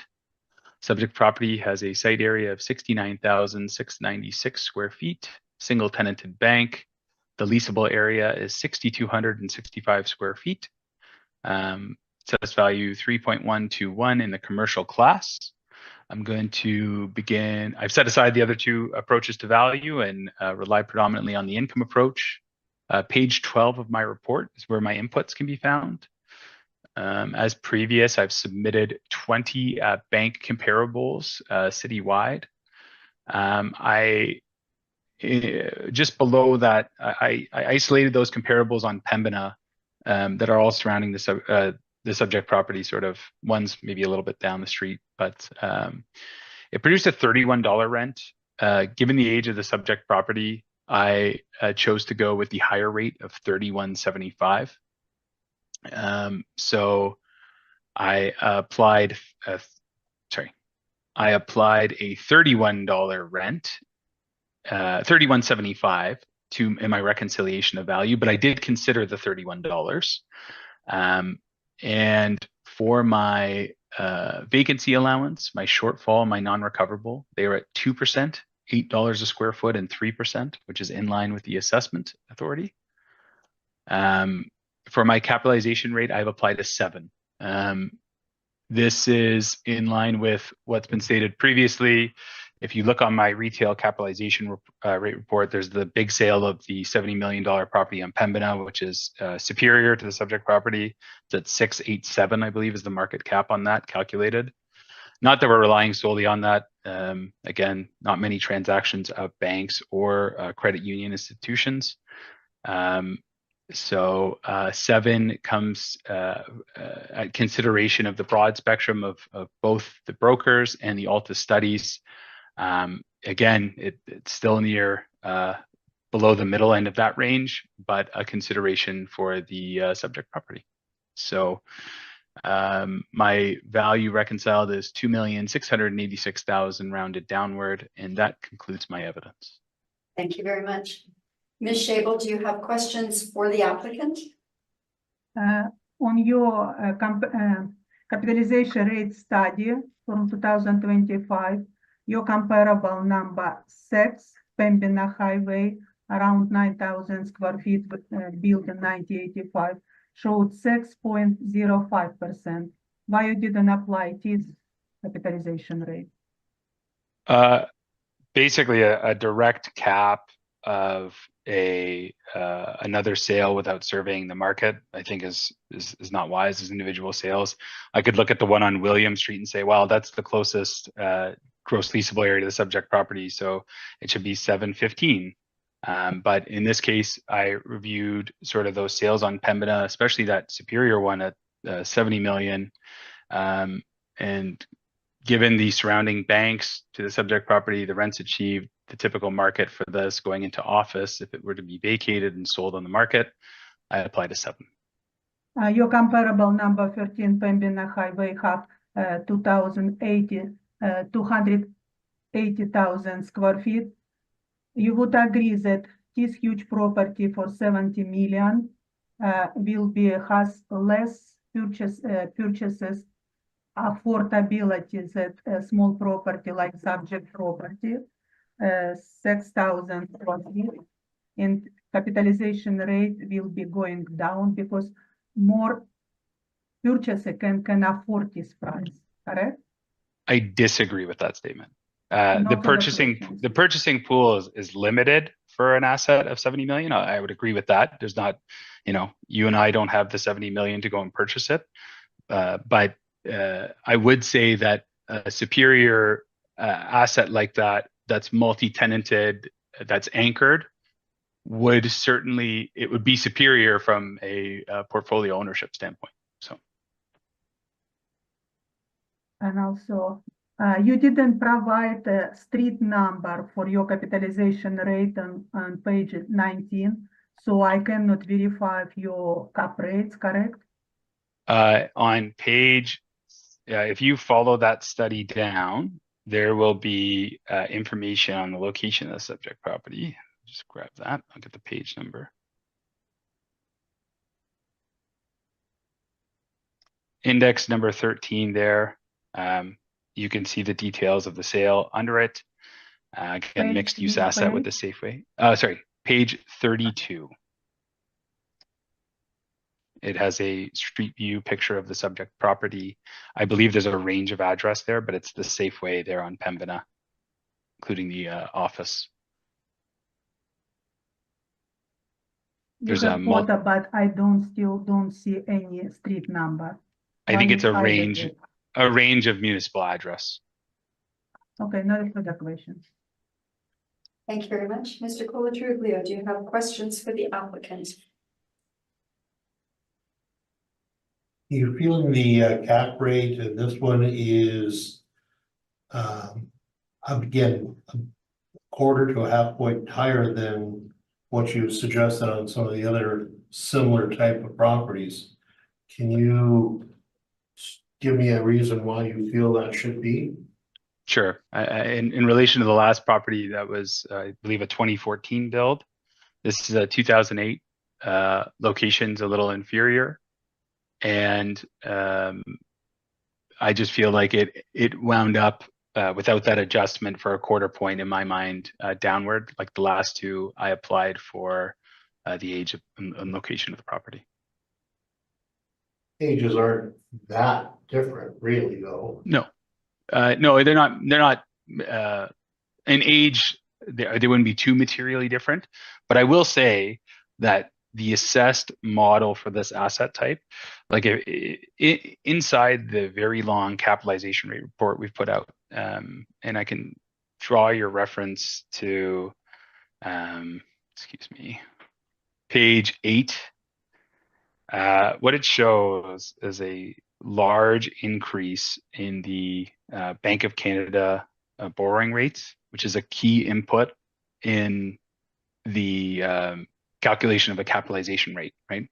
Like the income approach to value is it's a calculation on investors' input to output, and with that, bond rates would be up substantially from the valuation date of the last cycle into this one. So in consideration of that, I do feel like these low 6% capitalization rates for office and retail are not indicative of what a purchaser would be contemplating going into that market at April 1st, 2023. And that's just sort of like a broad, I guess, just a look into the mentality of a purchaser at that time period. Cost of borrowing is going way up, and that does affect the bottom line in that capitalization rate when purchasing an asset. So that is in consideration of the range between the brokerage reports and what Altus is showing. The 7 I've applied here, you're correct, is a quarter point higher than the previous matter, but the previous matter, that thinking was applied for the slightly newer age and maybe slightly superior location. Thank you. Those are my questions. Thank you. Mr. Stephenson, do you have questions for the applicant? No questions at this time, thank you. Thank you. I have a question about banks versus credit unions. We've heard from the assessor that the model treats them differently and that credit unions are inferior to banks. What is your view on that? So, complex question, and I'll do my best to answer it. I would say, without reviewing the amount of inputs into the model, I would have no idea if you could differentiate those two. And that being said, let's just say there's 2 credit unions that have market lease deals during the valuation period. You know, if we got to see those inputs, we could say, hey, if there's only 2 credit unions and there's 25 or 20 banks, why wouldn't we combine the analysis, and then, you know, from there we could out in the open sort of say, hey, this should be in the lower end of the range given where it's standing against the major banks. Now, I don't have as much data, so for me, both assets would go together. And I think the overarching and greater fear for this asset is this: if one of these tenants moves out, this goes back to being suburban office, or in some cases, suburban retail, and those vacancy rates are higher. So these banks all want coverage, right? And these credit unions as well that compete in these markets, they're looking for coverage. If a situation arises where they're able to strategically get to a better position, that landlord is left filling that spot with an inferior tenant. So for me, I always note that these rents are quite high for these banks' tenancies. And I think it should be considered in the capitalization rate that if one of these tenants decides to move out, filling them in at a rent similar is quite difficult. So there's always a risk to the income stream. And I know that's a very long answer to that, but I think that risk exists for both assets equally. And I do not have sufficient info to say that a credit union is inferior. And obviously a major 4 bank is a high quality tenant, but it does come with its risks of vacancy can leave you with surveying a market for an inferior tenant. And that's how I'd phrase that. Okay, I just note that when you're doing your analysis, I'm looking at your page 12. Yeah, These are banks, so correct. to value credit unions. So you are looking at bank rents in the evaluation of a credit union. You make no distinction one way or the other. No, and if I had analytical data to support that inferior nature and make that adjustment, I would, but without it, I would be hesitant to adjust. And those 2 tenancies obviously can be used for comparison, in my opinion, and should be in lieu of better evidence. I have no additional questions, so that concludes item 4. Ms. Shable, would you like to do summation before we move on? My opinion of value supported the comparables that very similar to the subject property. The agent rely on comparables that much older and thus has undervalued the subject property. The agent, our model generated capitalization rate 6.45%, very well supported by our 60 percentile, 60% of property, maximum 6.75%. Agent rely on rent capitalization rate that much older and much higher build improvements area that undervalue the subject property as well. So in my opinion, the subject property value of for 2025 assessed value of 3,121,000 should be confirmed.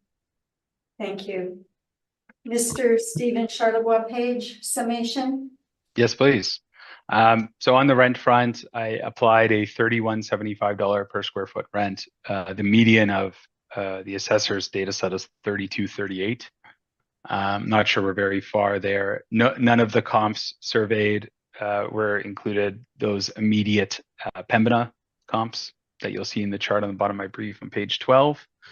And then lastly, I would speak again to the capitalization rate range, consideration for increasing borrowing rates, and the range at which the brokers and Altus are seeing for lower end retail, standalone office, Class B office. I believe the model is applying quite aggressive rates. So thank you.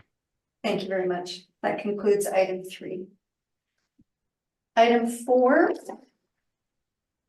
File number 242716, 121 Disraeli Freeway. Ms. Shable, whenever you're ready, please. Roll number 13096054000. Its owner Assiniboine Credit Union Limited.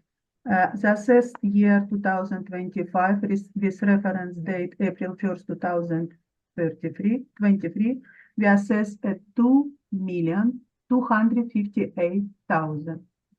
The subject property bank built in 2006 has multi-use zoning, land area over 25,000 square feet with gross and leasable area 6,135 square feet. The subject property located close to the downtown. If you look on page number 1, northwest side part of the city, facing intersection Disraeli Avenue, Disraeli and Lily Street. More photo on page number 3. On page number 4, more location, red dot at subject property location. Zoning multi-use section intend to encourage the range of uses, sites, activities in building typical to diverse and vibrant central business district. The build from form is also diverse, ranging from high-rise towers at Portridge, Maine to more intimate scale building along Graham Avenue. Urban design review is intended to enhance pedestrian comfort and encourage high-quality building form.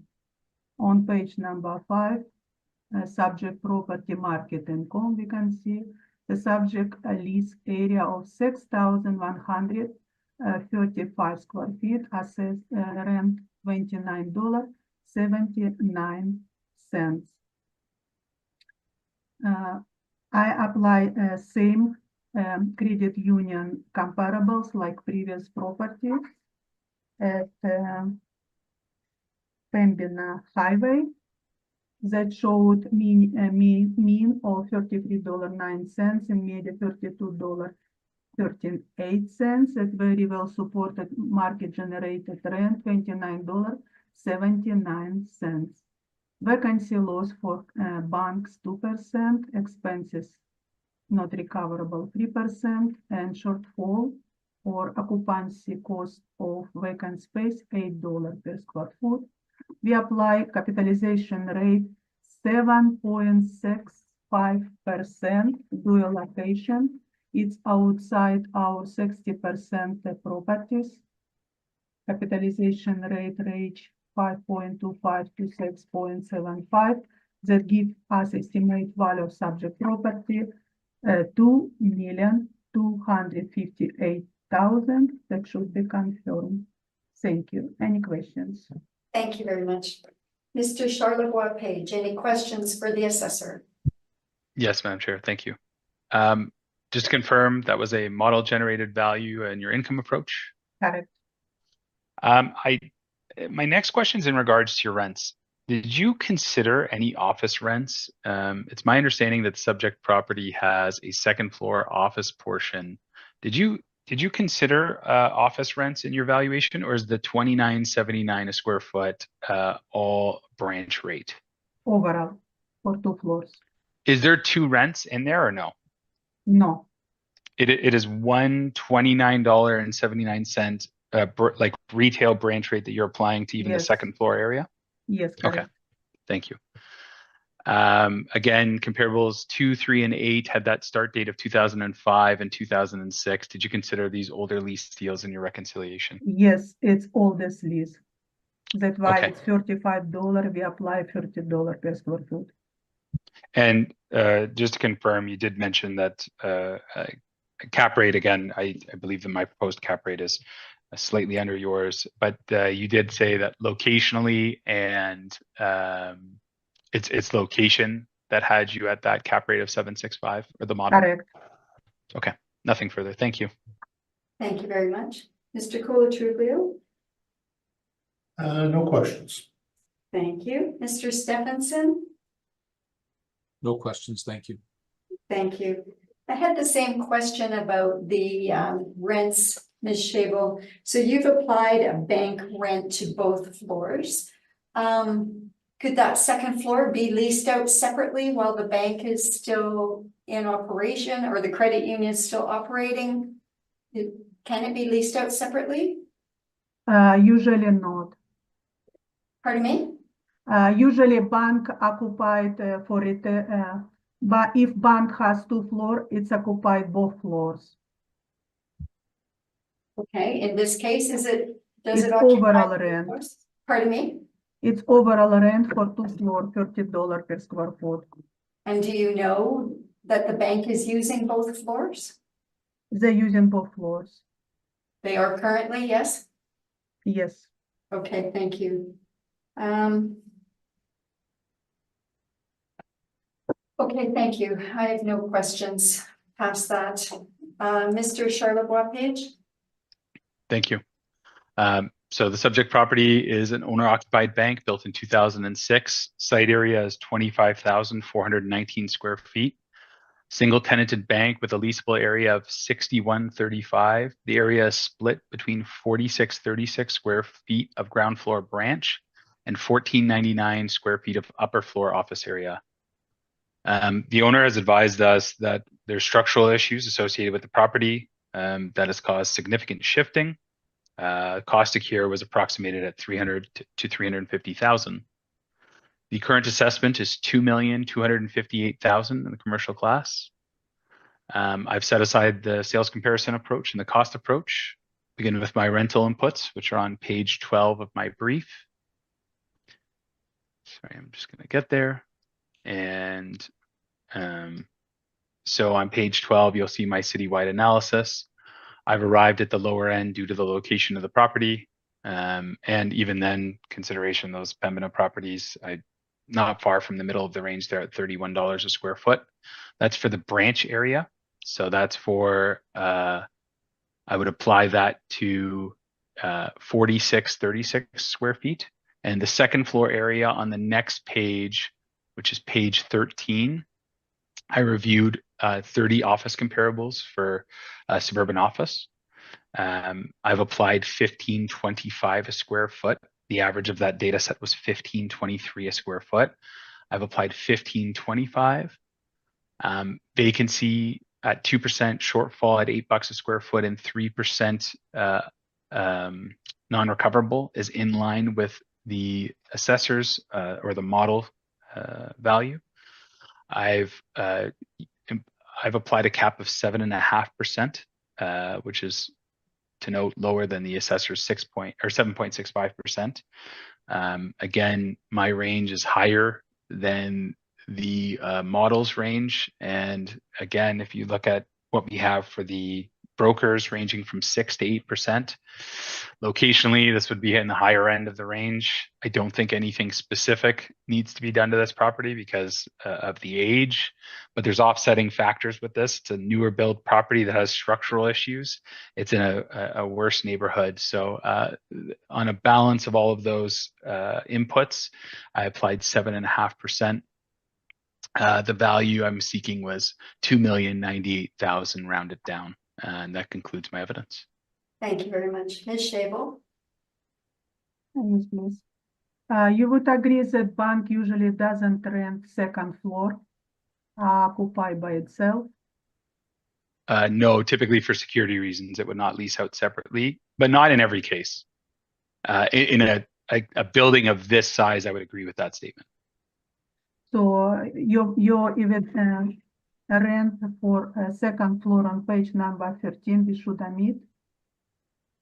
Sorry, can you say that Because again? a second floor bank usually not rent, how we confirm. So your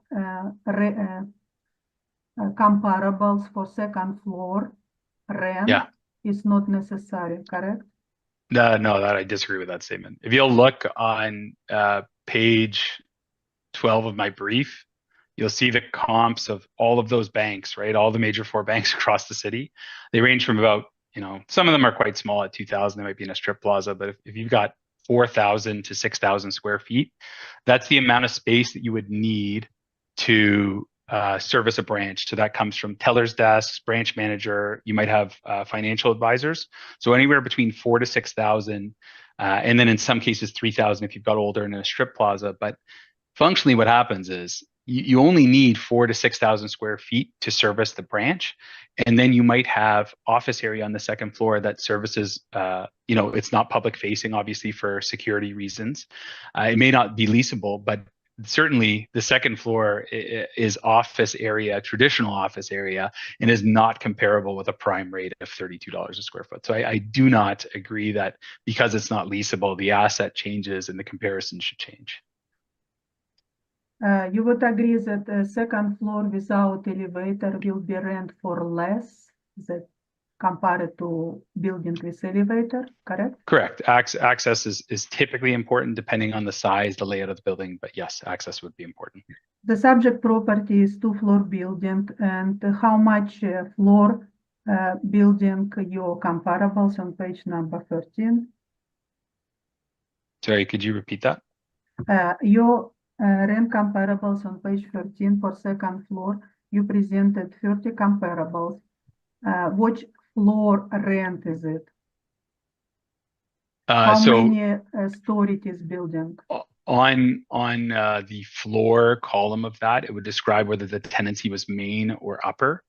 Upper could range from 2 to how many stories those buildings are. But the most important thing for me was a range in tenant space, because the subject property wouldn't have much office area, right? I believe that number is 1,499. So reviewing some of those comparables there that have similar space was important to me in my reconciliation.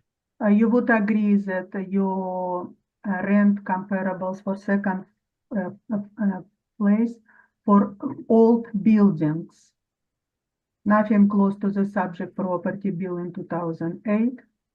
Yeah, some of them have superior location, but I agree that some of the comps on there, the majority of them would be older. But then again, I would say with office space, interior fit up would be, a different component than physical age. No further questions. Thank you very much. Mr. Colatriglio? In your opinion, you are basically putting together a rate for the main floor and one for the second floor. Is this typical in the marketplace? Because I don't think I've seen that much. Yeah, it would be typical in the marketplace. There's a comparable at 2800 Pembina, which I haven't included because it's an older deal. But the assessor includes it in other evidence later on. And that lease deal is broken out into three components: $28 for the main floor, $15 for the second, and $6 for finished basement. So it is not atypical for market participants to pay different amounts for varying assets within the building.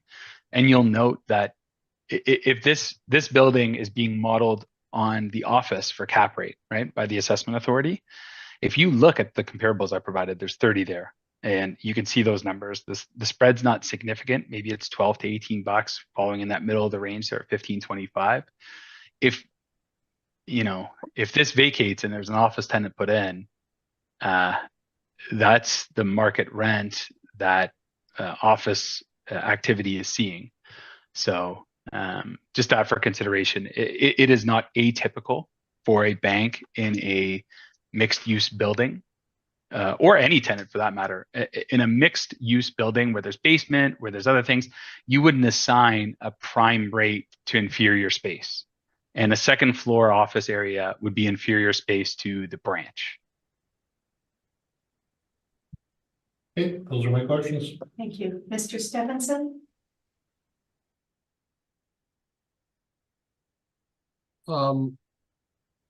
Agree or disagree, the rent for the office space, you're kind of using, let's call them downtown office pricing, from what I can see, close to it anyways. And then the comparable for the bank is more suburban, without any sort of downtown bank comparisons.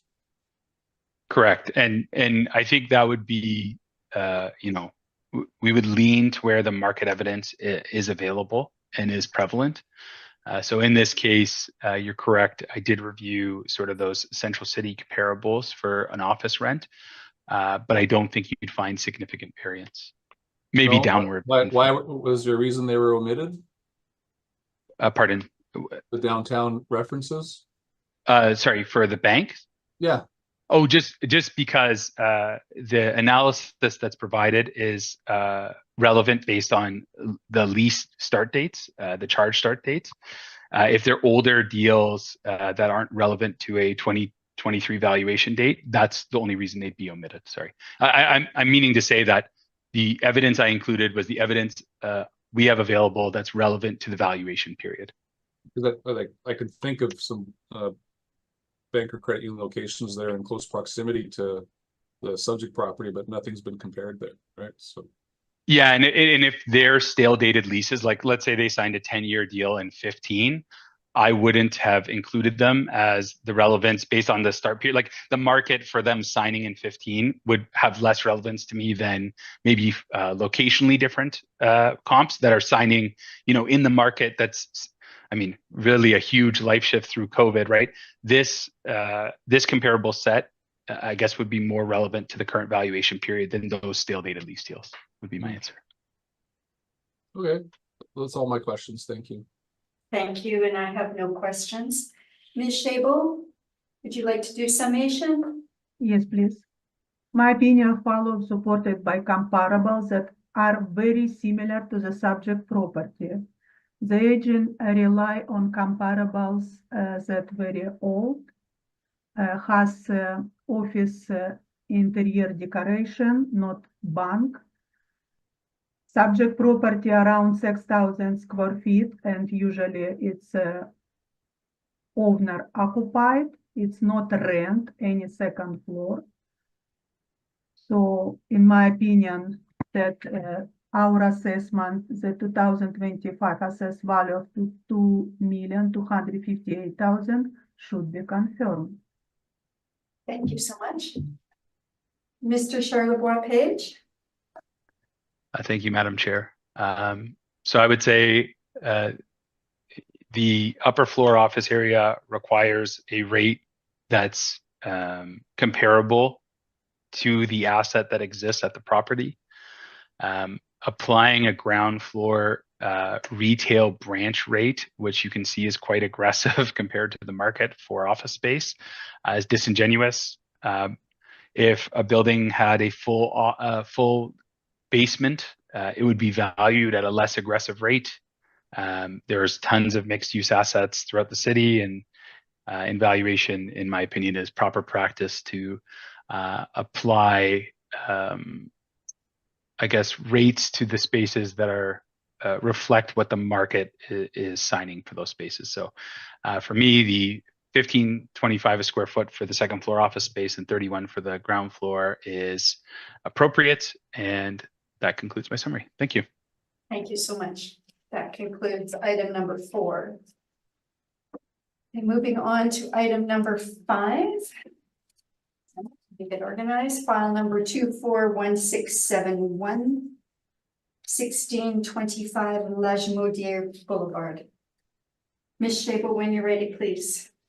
Roll number 040070304000. Owner Steinbach Credit Union Limited.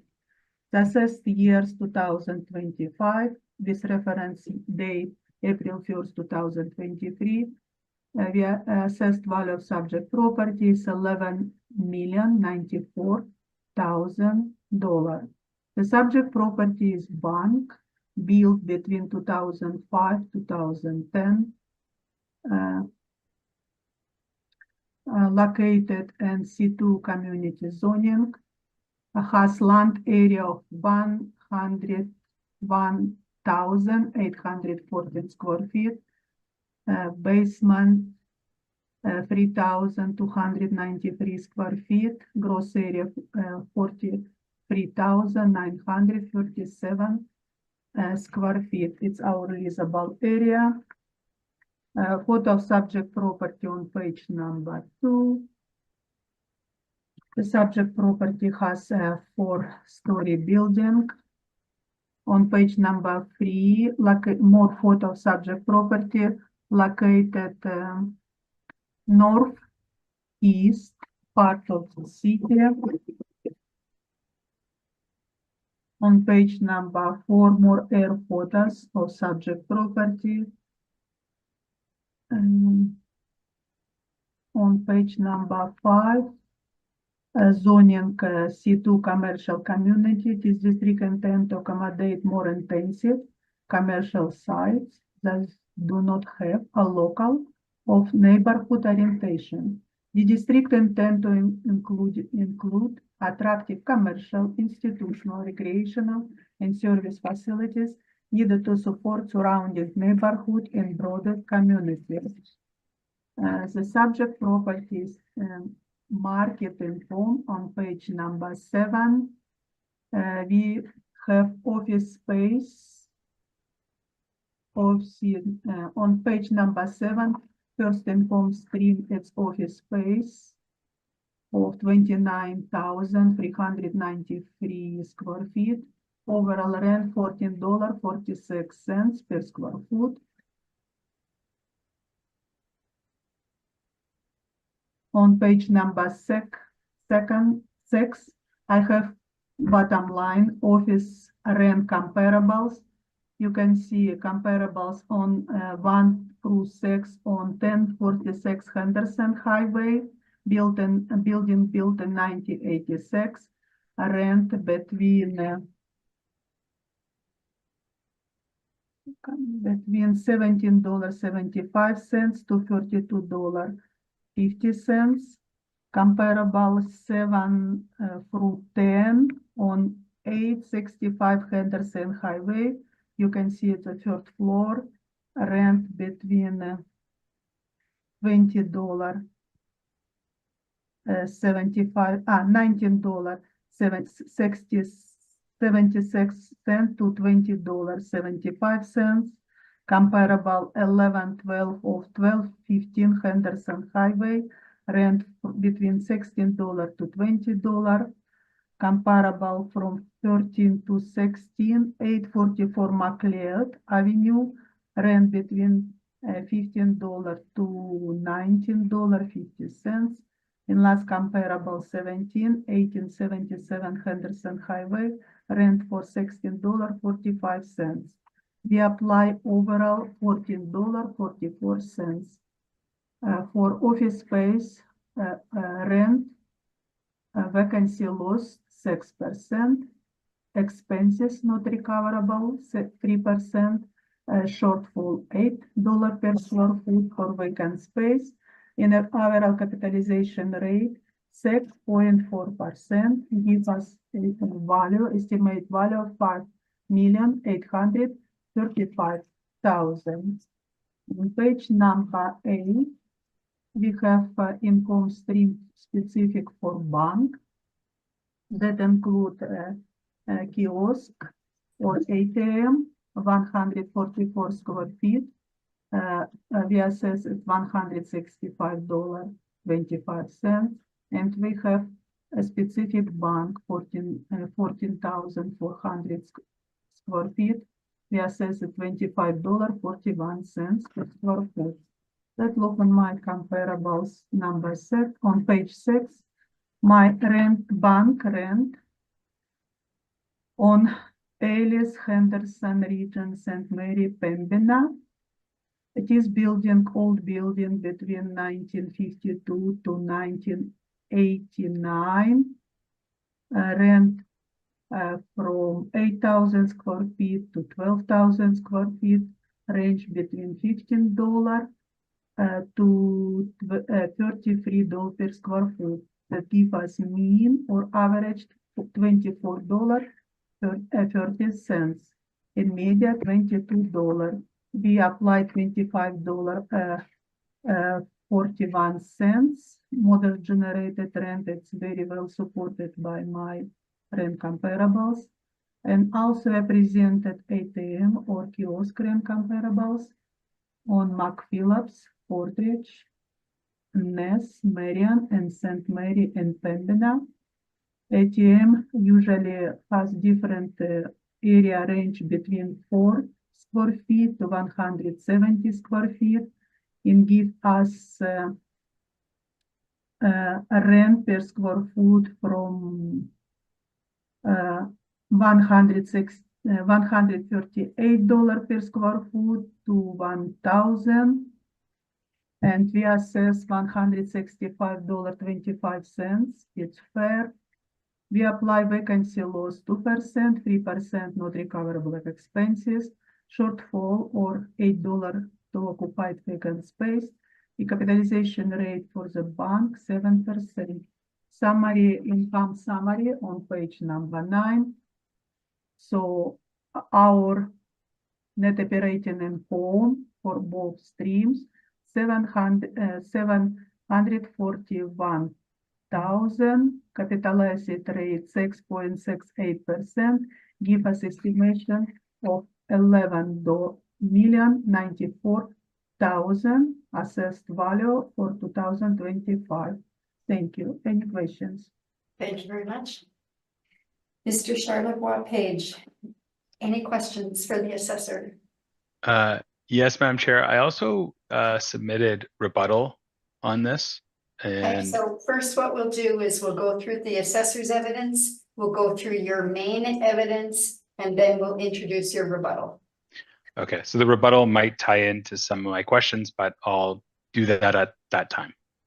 Okay. All right. So just to confirm, the income value presented by you was model generated. Correct. This property has a mixed use, 2 income streams, bank and office. Is that correct? Correct. It was done to separate business assessment. And is it, so you see that the office building and bank were constructed over a number of years. In your opinion, is this asset 2 different types? Is it a mixed use asset? It's not mixed use asset, it's still bank with head office. But for business tax purposes that we have in Manitoba, we have to separate this space. But we're doing realty right now, and there's Yes, 2 we're different doing models realty. being applied. Is that We're correct? doing realty, that's why, but to produce business assessment, we have to have two different streams. Okay, so in your opinion, would this asset transact as one at the open market? Yes, I noted that there's a different vacancy allowance and a different capitalization rate. Would you think that one asset would sell with two capitalization rates? for assessment purpose, I could explain, confirm, repeat myself. We have two businesses for, in this building. For assessment purpose and business assessment, we have to separate the space on office space in specific bank. That's why we have summary page on page number 9. So all this income, effective gross income on 781,000, we apply 6.68% capitalization rate. Okay, great. And I don't disagree that there should be a distinction. I do disagree that there should be a distinction in vacancy and overall cap rate, as both of those are applied to an asset that would sell as one. Rent is where the distinction between the two assets should be made. My next question for you is, are you aware that 1300 Pembina, comparable 6 on your bank comps, which is at the top of page 14, are you aware that that is a weighted rent at $19.83 a square foot? Which type of comparables? Bank rent at the top of page 14 of your brief, I believe. I have a summary on page number 6. No, sorry. Yeah, page 14, at the top of page 14 of your brief. Is everyone else seeing a chart with 7 bank rent comparables? Okay. Yeah. So are you aware that index number 6, you'll note it's an outlier on the square footage size, and the rent is at $19.83 a square foot. Are you aware that that lease deal is actually a weighted rent, breaking out basement, second floor office, and branch retail space?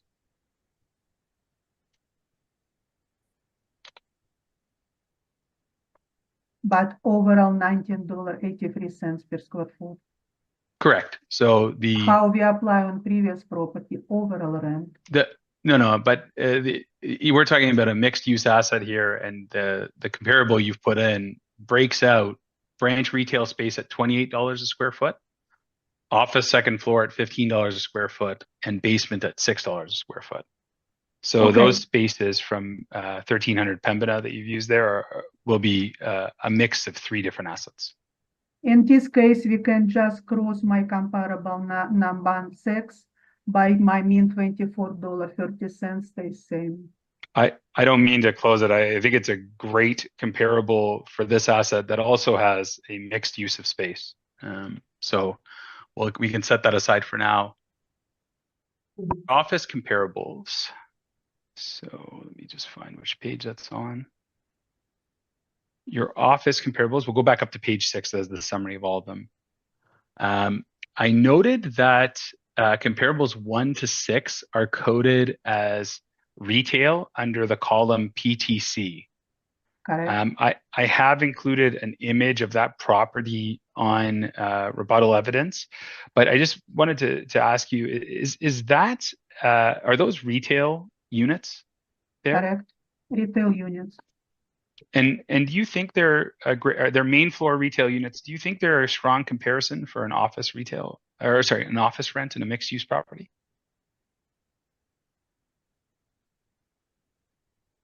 Yes. Because if you look where is subject property located, it's located standalone building, but in retail area. So in your opinion, retail ground floor is a good comparison for second floor office area? In my opinion, it's a retail office space. It's not bank. In my opinion, bank main floor much higher compared to retail. finished But space. the model has made that distinction, and you've made that distinction in your valuation As by well, splitting yes. out the asset type. Okay, so that's just the confusing part for me, is we've made the distinction that this place has office, bank, and ATM. You've set up your brief that way, and then I get to the office comparables, and there's 6 retail components. So I just wanted to confirm that that was intentional. My next question is in regards to your ATM comps. Are you aware that comps 2 through 4 are in a regional mall? Yes, it's a regional mall, Pula Park. That's why I live. It's not so many comparables I can provide. Yes.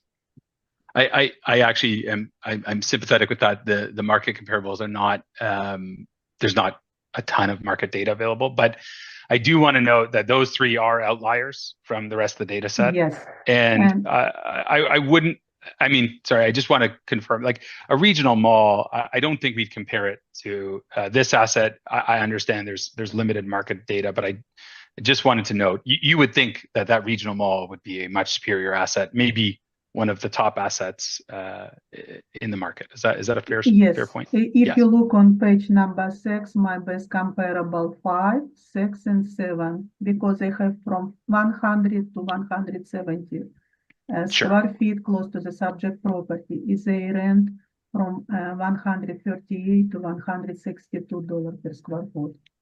And I don't think that value moves the needle much, but I just wanted to note that regional mall. So within your office comparisons, I just noted that many of them were quite small, some of them in the hundreds of square feet. Do you think those are strong comparisons to the subject property given the 34,700 square feet of office space? I would like to mention that it's a 4-floor building, an office space 3-floor building. They have different level. If you divide 26,000 by 3, you will have less than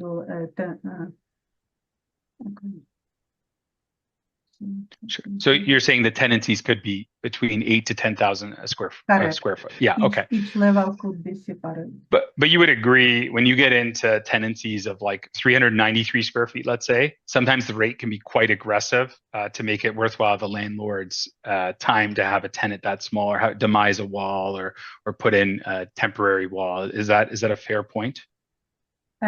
It's fair point because, but in my case, I was trying to find comparables close to a retail area, accessibility, more traffic flow, more pedestrian flow. And you can see on Henderson and McLeod, they rent from $30 to $15 per square foot. So it showed how much this space could be rent for, at least $20 per square foot. But I mean, in fairness, the first 6 comparables are retail, and many of the remaining office ones are quite small tenancies. Property located in retail area. But if that would be open page. That would be at the aggressive end of the range for a rent, would it not? No. If you open page number 5, you can see that it's retail area. Okay, so we'll have to agree to side. disagree, but to make the comparables between retail and very small office tenancies like that, I think that would be at the aggressive end of the range, and I may even say that comparable 1 through 6 being retail there wouldn't make them strong comparables to the office space. But moving on, I have one last question for you. It's in regards to a parcel to the north of the subject property. Are you aware that there is a vacant land parcel that's used for water purposes, water runoff for the subject property? Yes, it's if you look on page number 4, this part doesn't belong to this road. Yes, so it doesn't belong to the main road, but are you aware that it's used for water runoff from the subject property? It's required. You agree that it's will be no construction happen, and on this part of land, it's advantage for subject property for a few explosion or from highway, Lajimadir highway. It's I would argue advantage of subject property. that paying property tax on 126,000 assessment would not be advantageous as they If need you- it to operate the subject property for water runoff purposes. If you look on page number 4, all these purple lines doesn't include this part of land. It's not part of subject property. That concludes my questioning. I can get into that in my brief. Thank you. Thank you very much. Mr. Stephenson, do you have questions for the assessor? No questions at this time, thank you. Thank you so much. Mr. Colatruglia? Just to touch on the one thing, has there ever been an adjustment for that adjacent lot ever made on this particular evaluation, Ms. Shable? It's not part of property roll number. I understand that, but No adjustment done for it. there has never been one made for that, correct? No. Not to your knowledge. If you look on page number 4, board of I my can see that it's subject not property. included. I understand that. I'm just verifying the department has never made that adjustment, correct? No adjustment done. But it is space, it will be adjacent property, will be never developed. It's advantage of subject property for full exposure from highway. What bank needed. Thank you. Thank you very much.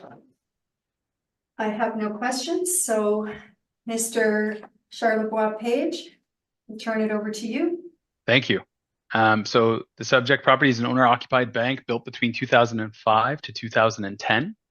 The subject property has a site area of 100,188 square feet. It's improved with a single tenanted office/bank mixed-use asset. Total leasable area, 40,500 square feet. And I'll just have you guys turn to page 16 of my brief, just briefly. I know it's bouncing around a bit, but I'll go through the areas at the subject property. So there is 3,293 square feet of basement area. There is a total of 14,400 main floor area. That is mixed between retail branch and office. I have 5,800 square feet as retail branch and 8,600 as main floor office. The upper floor office areas for floor 2, 3, and 4 are 26,100 square feet. There is a kiosk of 144 square feet. And the current assessment is 11,094,000 in the commercial class. So again, to bounce around, I'd like to bring the board and Ms. Scheibel's attention to page 15 of my brief. This parcel, it's got no municipal address, but there's a roll number there ending in 30,200. The current assessment is 126,000. This parcel here is, it adjoins the subject property. It's required for a water runoff that flows through the subject property through underground pipes to that pond at the north end of the site. This lot is assessed separately and is necessary for operation at the subject property. So in my reconciliation of value, I will deduct the 126,000 as from a principle that it'd be double assessing the owner to have them assessed on the rents achieved at the subject property, and then in addition, a land value for something they need to operate. And with that being said, I'm going to jump down here to page 12 of my report, or jump up in this case, where I've reviewed the citywide analysis for branch rents, and I've applied $33 a square foot. I chose, again, in that upper middle end of the range, given the subject property's age. With respect to the office area, which I have at 34,700, and that ranges from main floor to the upper areas. I've reviewed the same 30 comparables for suburban or I guess for office space that's vacant, and applied a $15.25 a square foot. Based on that, I've put a PGI, or potential net rent, of $751,694. and it's broken out at the bottom of page 13. Again, one of the cruxes of today's matter is that area allocation across the property. It's a point of contention that the model has applied an aggressive rent to a massive space on the ground floor. I think it's 14,400 square feet. I would like the board and Ms. Scheibel to just scroll up again. And if we look at the typical, if you go to page 12, if you look at the typical branch space across the city, you're talking about the majority of them are between 4,000 and 6,000 square feet. And that's the kind of space it takes to service tellers, a branch manager office, maybe some financial advisors, and then anything into addition to that is no longer branch space. It's going into ground floor office space used to service corporate. So the assessment authority has applied 2% and 6% to the office for vacancy allowance. I've applied 5%. The shortfall rate is $8 per square foot that I've applied, and that's consistent with the assessment authority. 3% non-recoverable, again, consistent with the assessment authority. And here I've applied a 6.75% capitalization rate. And again, I don't think that's dissimilar to what the assessment authority has done here. Again, if you'll look, they've applied 6.4% and 7% for a weighted cap of 6.68% in their valuation. So I'm at 6.75. It's not that contentious a point. And then I've deducted the 126,000 from that northern parcel, like I had mentioned previous. My indicated market value for the subject property would be 9,875,000, and rounded down would be 9,875,000 flat. And that concludes my evidence. Thank you very much. Ms. Scheibel, do you have questions for the applicant?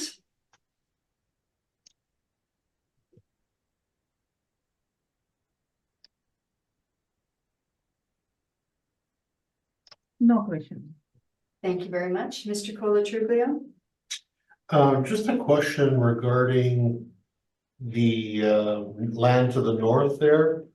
Yep. Has Aldus in the past represented this particular client? So we have, and not myself, Mr. Chair. You asked if there was a reduction for that amount, and I, in the meantime, was able to check the order from last cycle. It doesn't explicitly say that the reduction was made for that adjustment. So without that, I'm unable to say whether it's been done historically. I know you didn't ask that. But, it's been brought up in the past, is what you're saying. It has been raised, and there was an adjustment made to the property. I'm just unsure of the details. The board order was not detailed enough for me to determine. And in your opinion, it is one economic unit between the two parcels, correct? Absolutely. And I think given the value, we'd say it's a stormwater management pond with pipe run through, and to achieve the rents at the main income producing property, you are required to use that to have a functional business unit. I think that is the basis of my questions. Thank you. Thank you very much. So, Mr. Charlebois-Page, I think you did touch on this. You noted that you've applied the bank rate to a much smaller portion than the assessor did. I think you applied it to 5,800 square feet versus 14,400. And Correct. conversely, you applied a lower office rate to a greater square footage, 34,700 versus 26,100 for the assessor. Am I correct on those numbers? I just went back and forth between the two. That's correct there. Yeah, page 16. You basically loaded your value into the office versus the assessor loading it into the bank. Yeah, Right. and I would say from my perspective, what I did was break out the branch from the main floor of the office tower that goes up. And so that for me was a logical distinction between that branch area and that main floor office area. Okay. Okay, I just wanted to make sure I had that Yes. correct. Yeah, and Now, sorry, you that those indicate- square footages are on page 16. Sorry, just not to cut you off there, but on Yep. page 16 of my brief, that breakdown is in that approach summary. So sorry, go ahead. Great, thank you. And now you indicated you had rebuttal evidence? I'm sorry. I was just gonna ask the question, my Yeah, go apologies. ahead before we get to rebuttal. On that particular subject, you're aware that the offices that are immediately adjacent to the main hall of the bank are used for clients to be taken into, or are you aware of that? So I would say that, again, principally speaking, that the branch of 5,800 square feet would service, if you look at the typical branch that's in the data set put forward, 4,000 to 6,000 square feet is what you use typically to service the branch location in terms of like immediate branch staff, tellers, branch manager, financial advisor's office. Anything in addition to that would be for a corporate means, in my opinion. You've applying 14, almost 15,000 square foot of prime retail branch rent would be inappropriate given the size of that main floor and given the mixed use nature of this asset. Yeah, I'm just thinking that some of that space is obviously being used by the branch for banking purposes. Some of it, I would agree with you, isn't based on, I believe they have meeting rooms, some bathrooms on one end, et cetera, so it's a little different. Yeah, and I think given the range of the comps, the 5,800 I've applied in that prime branch rate at $33 a square foot is, I guess, appropriate for that premier branch space. And then in my opinion, the rest should fall under that office area. Thank you. Thank you Thanks. very much. Okay, Madam Chair, I have one question, if that's okay too. Is it okay? yes, go ahead. To the applicant, the main floor office space and upper floor office space, you've given them the same net market rent. Is that typical for main floor? Let's call it quasi retail, attached to quasi retail versus upper floors? So I think that would depend on the asset, certainly. In the comparables I've included for office space, there is a mix of main and upper. At 669 Pembina Highway, which is index number 19, there's a main floor office deal signed in October of 22 for $1,450 a square foot. There are cases where maybe like medical or chiropractic office would be in a retail asset and would achieve a higher rent. But with something like the subject property, if we were to take like a multi-story office building, traditionally speaking, the ground floor wouldn't receive a premium unless it's retail. Thank you. Okay. Mr. Charles Page, you indicated you had rebuttal evidence. So you would like to proceed with that? Yeah, I mean, I've touched on that on my questioning of the assessor, but perhaps there's just a visual in there that, yeah, perhaps might be good. So Can you just speak quickly to it then? I would absolutely. This is a picture of 1046 Henderson. I indicated in the assessor's report that these were coded as retail. I've included just a street view of the subject property. I do not find these comparable for office space. This picture and that code sort of say to us when we look at the subject property and this, that they are two very different assets. And then on page 2, you'll see the 1983 per square foot rent. I just have the Pembina branch that was used as comparable number 6 from the assessor. And I have the breakdown of those floor areas. So I believe, Mr. Chair, you had asked previously about whether these assets do get broken out. They do. And the market participants do. And a question that you just asked about first and second floor office in terms of in the context of a bank or a branch at Pembina, that is sectioned off and that lease deal is broken out. So that concludes that, and we can proceed. Thank you. Ms. Shable, do you have questions on the rebuttal evidence? No questions. Thank you. Mr. Colatriglio, No questions. Mr. Stephenson. No questions, thank you. Okay. And I have no questions either, so that concludes item number 5. Let's just take a minute, and the next one. Did we have the opportunity for a summary, Madam Chair? Oh, yes, of course. I'm sorry, I did skip that bit. That's okay. Go ahead, Ms. Shable, do you have a summary? Ms. Shable seems to be frozen. My opinion of value is supported by comparables that are very similar to the subject property. I would like to point out that if we apply our potential rent or square footage, our overall rent of whole property, $18.54. Also regard adjacent Should we- property, I feel that I'm sorry, Ms. Shable, your screen is freezing, and so we're not really hearing you. I'm actually able to hear Ms. Scheibel. Are you? We cannot? Same. Oh, okay. Okay.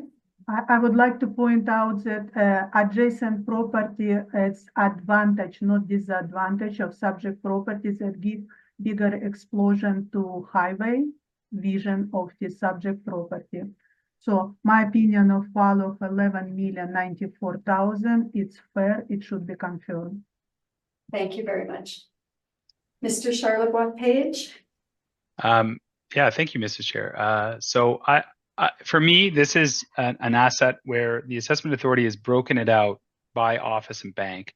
And I think the crux of this is that, you know, we've assigned a larger, very aggressive retail branch rate that these market participants achieve for these spaces that are between, you know, let's call it 4,000 to 6,000 square feet. The distinction for the rest of the asset is that it's office space. The basement is storage, mechanical, meeting rooms. I've assigned a nominal rent to that. In terms of the vacancy allowance and the capitalization rate, the capitalization rate and the vacancy rate applied by Altus is not dissimilar from the two weighted calculations that the assessor has done. And it's my opinion, or sorry, that the model has completed. It's my opinion that it would transact as one asset. The vacancy and capitalization rate should be consistent, and the northern parcel, which is required with piping going to the stormwater management pond to, to operate this business unit, should be deducted as an adjustment. So I'm asking the board to consider the logical conclusion drawn in splitting out that square footage and deducting the assessment from that northern parcel. Thank you. Thank you very much. That now concludes item number 5. I know we have 3 more items on our agenda. So we'll move to item number 6, which is 24-3159, 1385 Henderson Highway.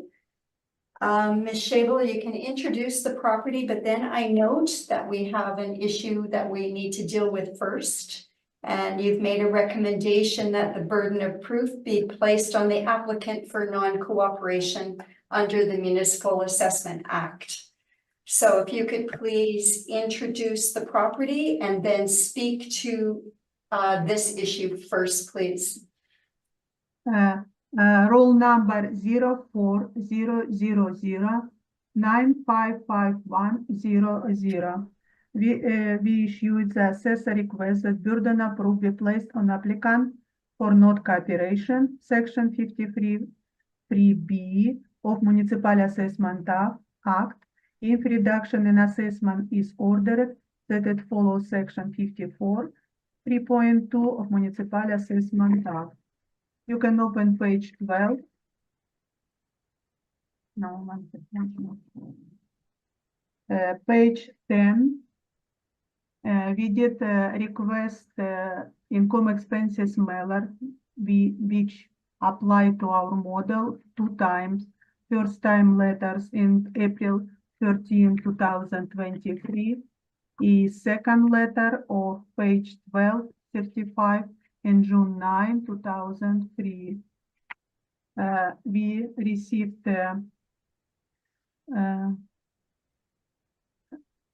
certified number ALP 65750085558CA on page 15. It was we sent on June 9 and received on June 14 signature that the applicant received our data or our request.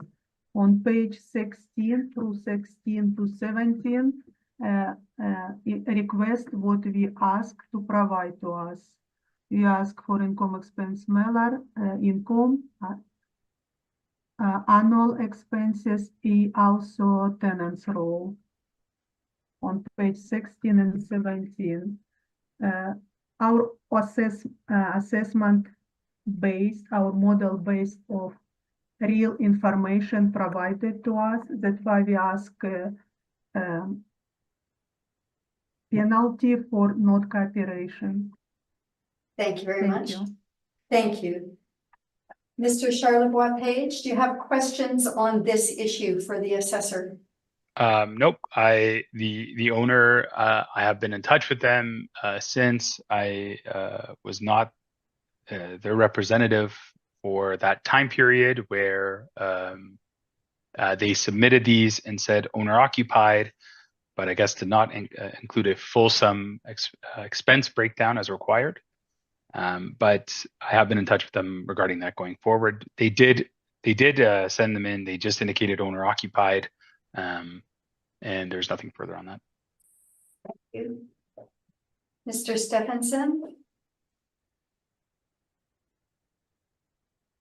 No questions at this time for me. Thank you. Mr. Colatruglio? No questions, thank you. Okay, so the process is now that the panel will go into camera to make a decision on this matter. And we will just take a few minutes for that to happen, and then we'll come back and go forward with this item, okay? Thank you, Madam Chair. Do you want us to drop the call or will we be placed Nope, on? stay on and we will Okay. just, will only be a few minutes. Thank you. I'd like to call the meeting to order. Panel went into camera to make a decision around the assessor's request that the burden of proof be placed on the applicant for non-cooperation. The panel grants that request. So, Mr. Applicant, this means that the burden of proof shifts to you and you will go first. Thank you, Madam Chair.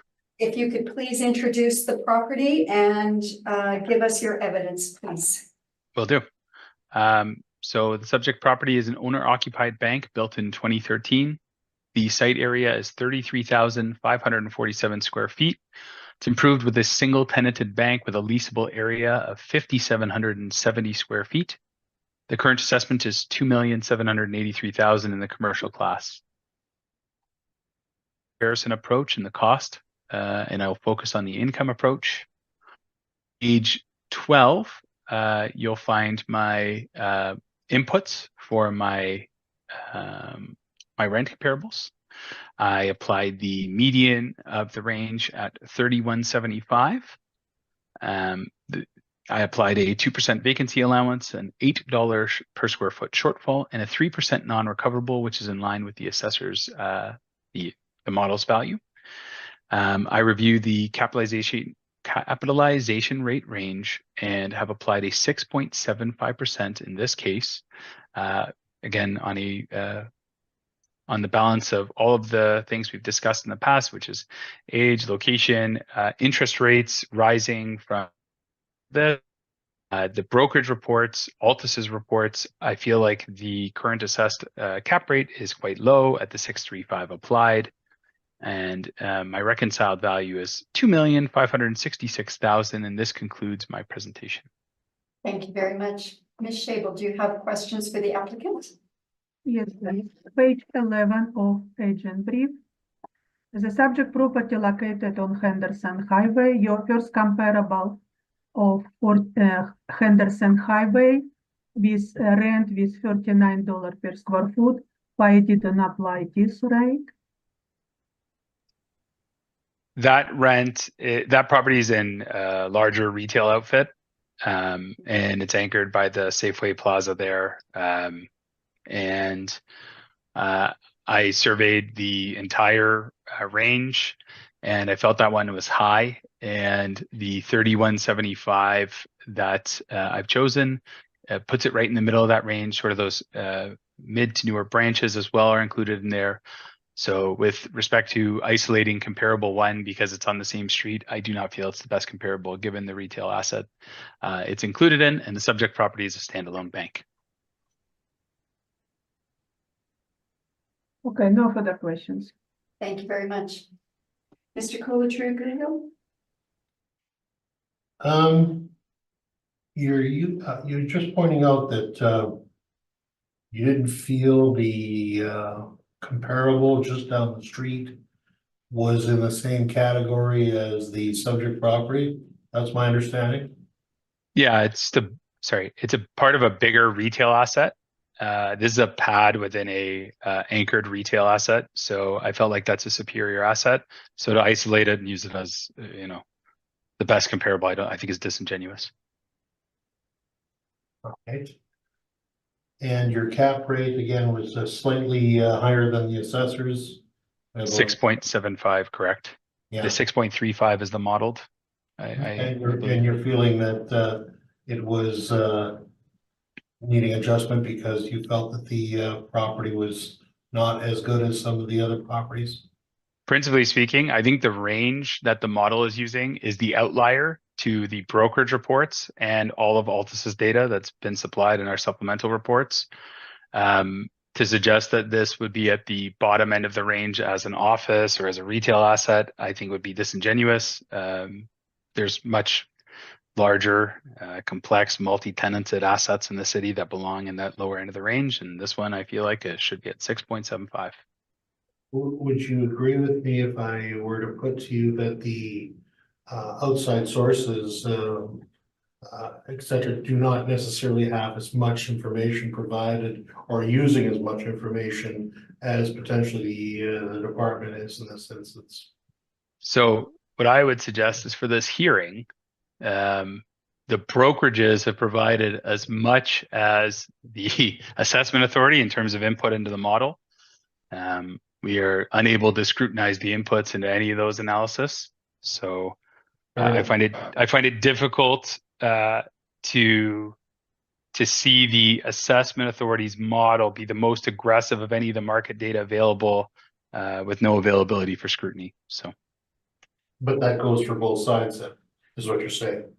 I think, yeah. So I guess to me, the brokerage firms are advertising those properties. To me, that would represent the people advertising these, and those ranges would be aggressive to begin with. Many of them, if you're advertising something, you want to obviously, have it be in its best form.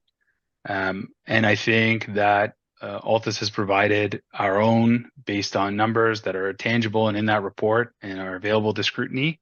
And in my opinion, that makes it higher weighted evidence. We'll agree to disagree. Thank you. Thank you very much. Mr. Stephenson? Questions for the applicant? No questions at this time. Thank you. Thank you. I have no questions either. So Ms. Szabo, move to your presentation, please. The subject property located neighborhood Rosemary 413. Please open page number 6 and look on my rent comparables. All my comparables close to the subject property 411, 433. It's all 3 comparables on Henderson, 1366 Henderson, 963 Henderson, 1430 same Henderson, and also close proximity 1615 Region Avenue, 1536 Region Avenue, in 1532 Region Avenue. This building built between 1965 to 2007. So rent comparable should be upward adjustment for age because subject property built in 2008. And they showed range between $29 to $35 per square foot. with mean $33.54 and media $33. We did apply $32.39 per square foot for 5,770 square feet.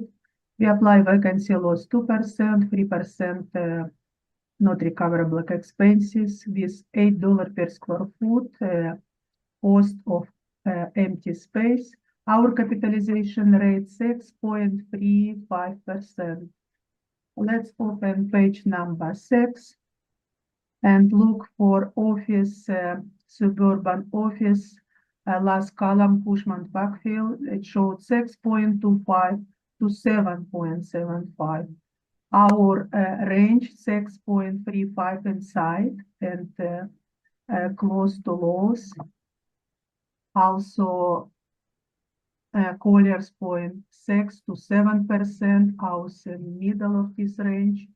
So our capitalization rate model generated by analyzing all existing sale across the city showed 6.35%, what give us estimate value of 2,783,000 2025 assessment.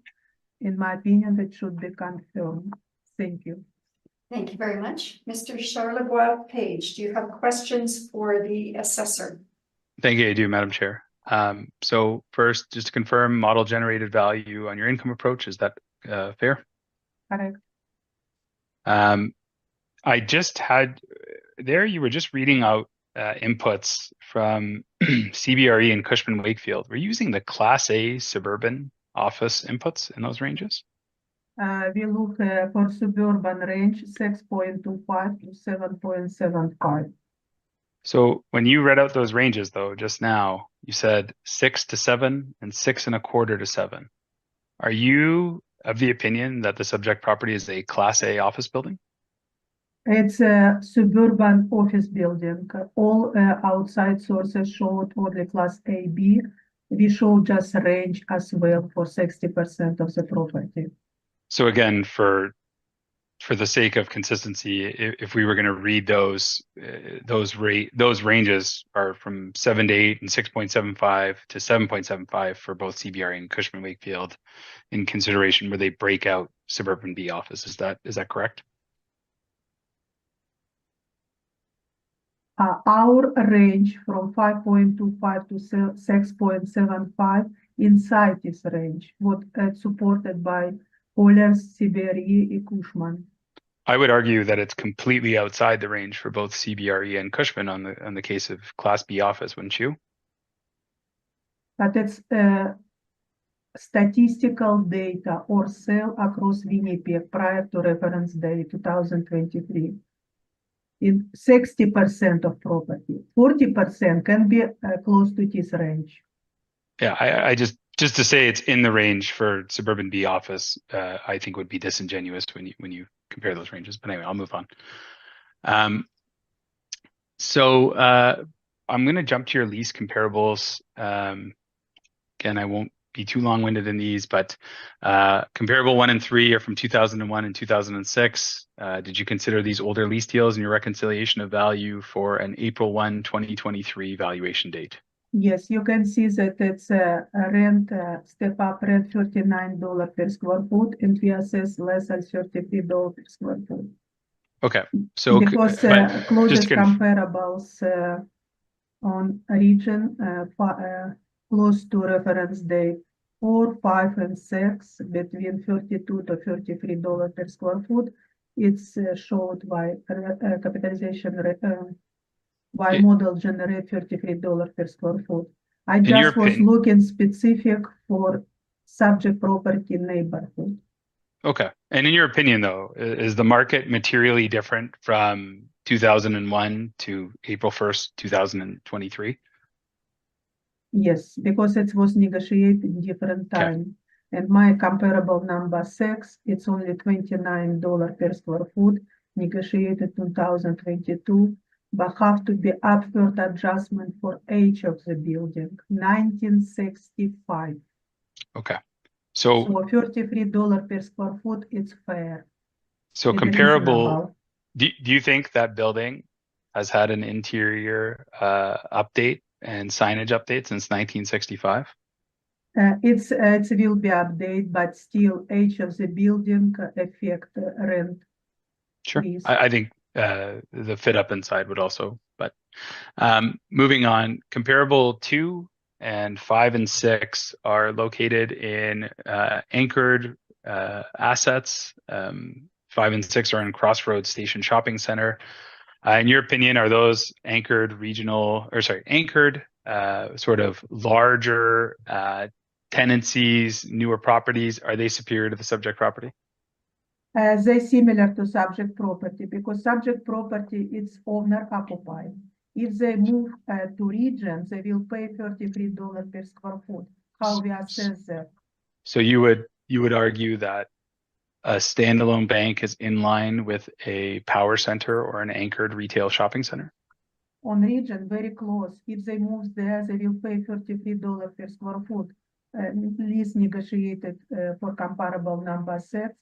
1532 Region Avenue West for $33 per square foot. So it's reasonable that owner-occupied building on Henderson will be assessed at $33 per square foot. So you've mentioned the tenant moving to a superior location and having to pay that rent. What about if the tenant vacated this standalone vacant building to a market participant? Do you think it would be in line with those retail assets that comparable 2, 5, and 6 are located in? Yes or no? It's located commercial area, C2.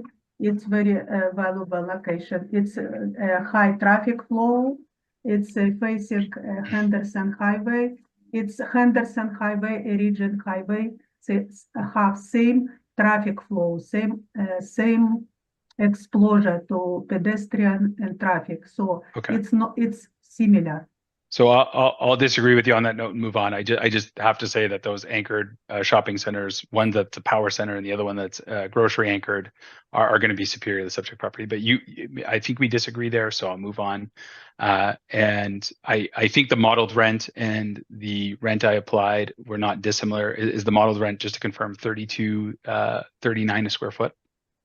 Yes. Or $32.38? If you open page number 5 of my brief, on first subject property located in neighborhood shopping retail neighborhood, because you can see Tavern, Leopold Tavern, close to it, 7-Eleven, AWV, Tim Hortons, Western Insurance, Calvin Christian School, Elementary Campus. So it's industrial or commercial area. It's not just standalone and residential pedestrian area. It's commercial area. It's similar like a region neighborhood. It's in a commercial hub in the city, but it's certainly not anchored by. Anyway, that concludes my questions. Thank you. Thank you very much. Mr. Stephenson, do you have questions for the assessor? No questions at this time. Thank you. Thank you very much. Mr. Colatruglio? No questions, thank you. Thank you, and I have no questions. So, Mr. Charlebois Page, would you desire summation? No, thank you. Oh, sorry. Yeah, I'll just say one more time that for the crux of that appeal there is the range of capitalization rate applied by the assessment model, I believe, is aggressive, given the sources provided, and I believe the adjustment up to what I've put forward in my reconciliation of value would be in line with market. Thank you. Thank you very much. All right, that concludes item number 6. Item number 7, 1335 Jefferson, file number 24-2717. Ms. Szabo, when you're ready, please. Roll number 0500-4565500. Owner is Assiniboine Credit Union Limited. It's a subject property. It's bank built in 2001 with has 2-floor building with land area of 44,960 square feet and gross and leasable area of 10,456 square feet. On page number 2, we provide street view of subject property. On page number 3, red dot showed location of subject property, northwest side of the city, rectangle shape of land. The subject property located in C2 commercial community zoning. On page number 5, subject property market in home, we assess 10,456 square feet, overall $29.76. On page number 5 down, you see 6 comparables on McPhillips, Main Street, Henderson Highway, Region Avenue. These comparables was built between 1989 2008. Rent average $35.25, in media $25.30. We assess overall less than $30 per square foot. It's fair. We apply same 2% capital vacancy loss for all bank across the city. Expenses 3% not operating expenses, in $8 per square foot for vacant space too. Our capitalization rate for this bank, for this location, 6.9%, give us estimation of $4,263,000. That is fair and should be confirmed. Thank you. Thank you very much. Mr. Charlebois Page, do you have questions for the assessor? I do. Thank you, Madam Chair. So just to confirm, the income value put forward today is a model generated value. Correct? Did you review any office rents for the second floor space office area? It's we overall $13 per square foot. Sorry. So you didn't review office rents and bank rents, you reviewed bank rents. Is that No, a fair we statement? just put overall for 2-floor building or bank and office space on top, $13 per square foot. My comparable showed $35 per square foot. It's fair. So this is not dissimilar from other ones where you've applied branch rate to a second floor office area, but in I guess you mentioned BA before. Is it the assessment authority's approach to apply branch rate to the entire square footage of these mixed use buildings unless there's a business assessment? Is that my understanding what you said earlier? Yes, because previous property was over 40,000 square feet and was 2 different businesses inside. Usually bank second floor for same security purpose doesn't rent, I use by itself, bank by itself. And in your opinion, the 10,456 square feet is appropriately assessed at almost $30 a square foot? Correct? Okay. I look on my And comparables number so 5, it's 8,000 square feet as rent for $33 per square foot. I'm headed to your Prior to comparables right reference now. I 1, 2, 3, and 4 range from start dates of 2001, 2009. Could you confirm that it's your opinion the market would be materially different today than when those leases were signed? I was, yes, it's step up leases, that's why it's much higher. When's the $37 step up date for those? I usually each 5 years. Okay. But I was looking specific for this area, but my comparable 3, 4, and 5, no, 4, 5, and 6, no, it's 2001.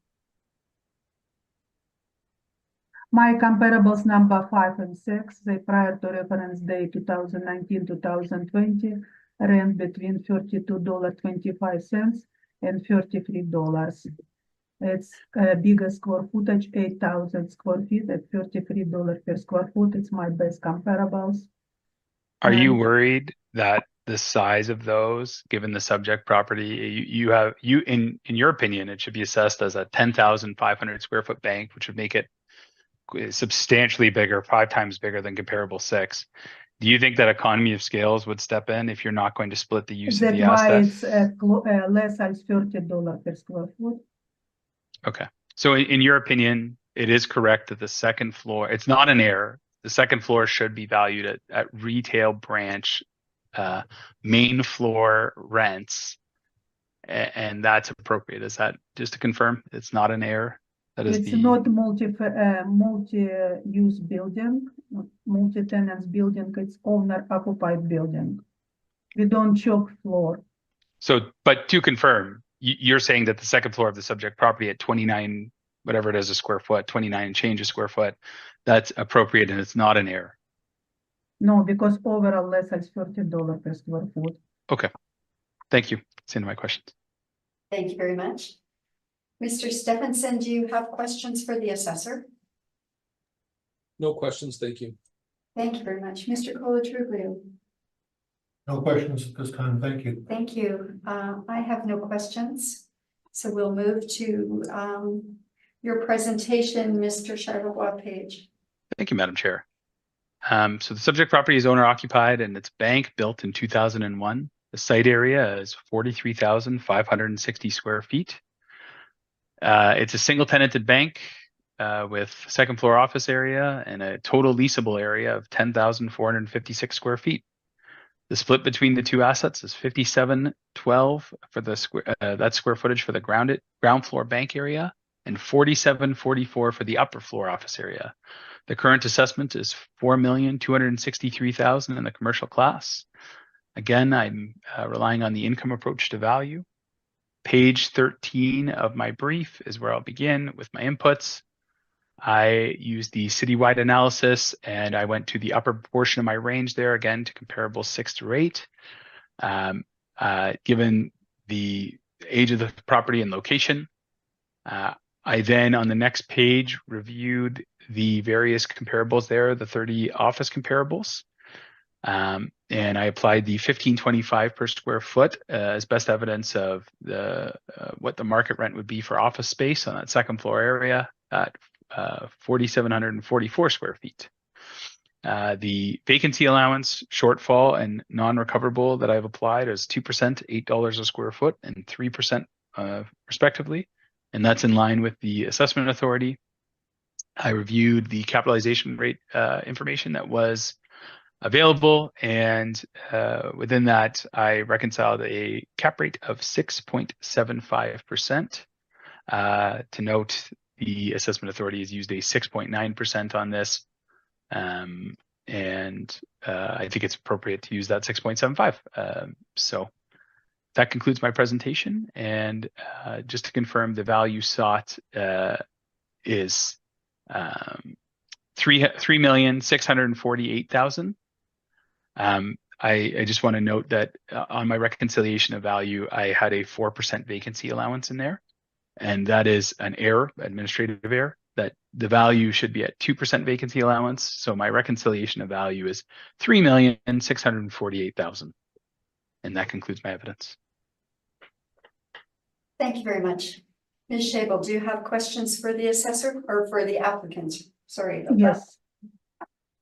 You would agree that downtown market office space different with suburban office market? Yeah, I would have potentially different tendencies, but think in that class B and C, those lines start to blur further.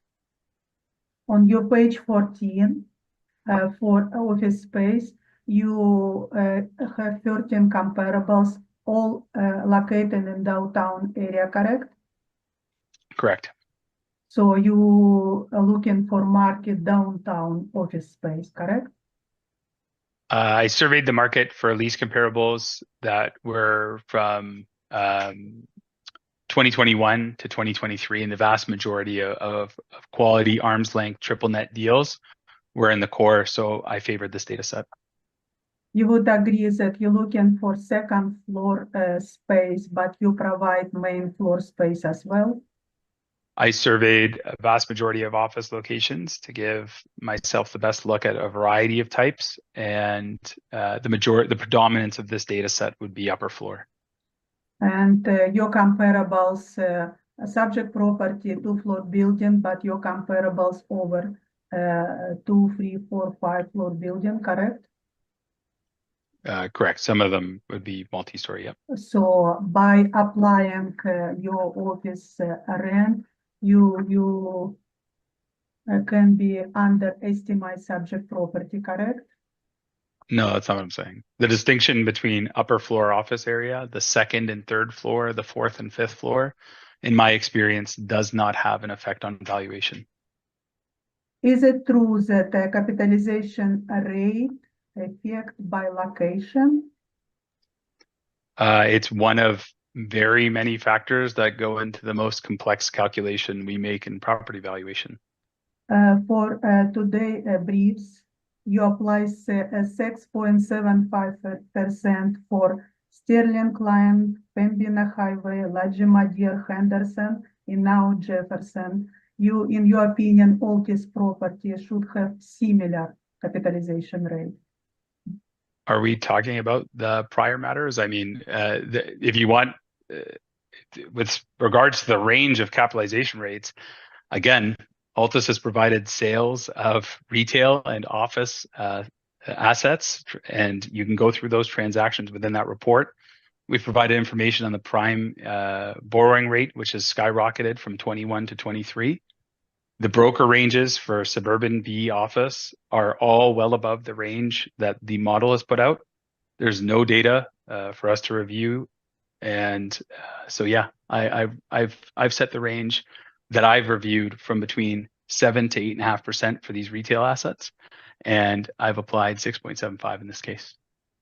No further questions. Thank you very much. Mr. Colatriglio, do you have questions for the applicant? Yeah, just quickly, I want to just touch back on, you made an adjustment to your vacancy allowance, did you, sir? I made an error on page 16. Okay. That's what I was trying to get at. So at page 16, the 4% vacancy allowance that's listed there should be in line with the 2% I noted during my presentation. And the difference on valuation is that it should be 3,648,000 is what I'm seeking. So that was an administrative error by myself. That's 3,648,000. 48. Yeah, it's 100,000 on the dot. Fair enough. By way of that error. I just wanted to confirm that, please. Thank you. No, absolutely. Thank you. Mr. Stephenson, do you have questions for the applicant? No questions at this time, thank you.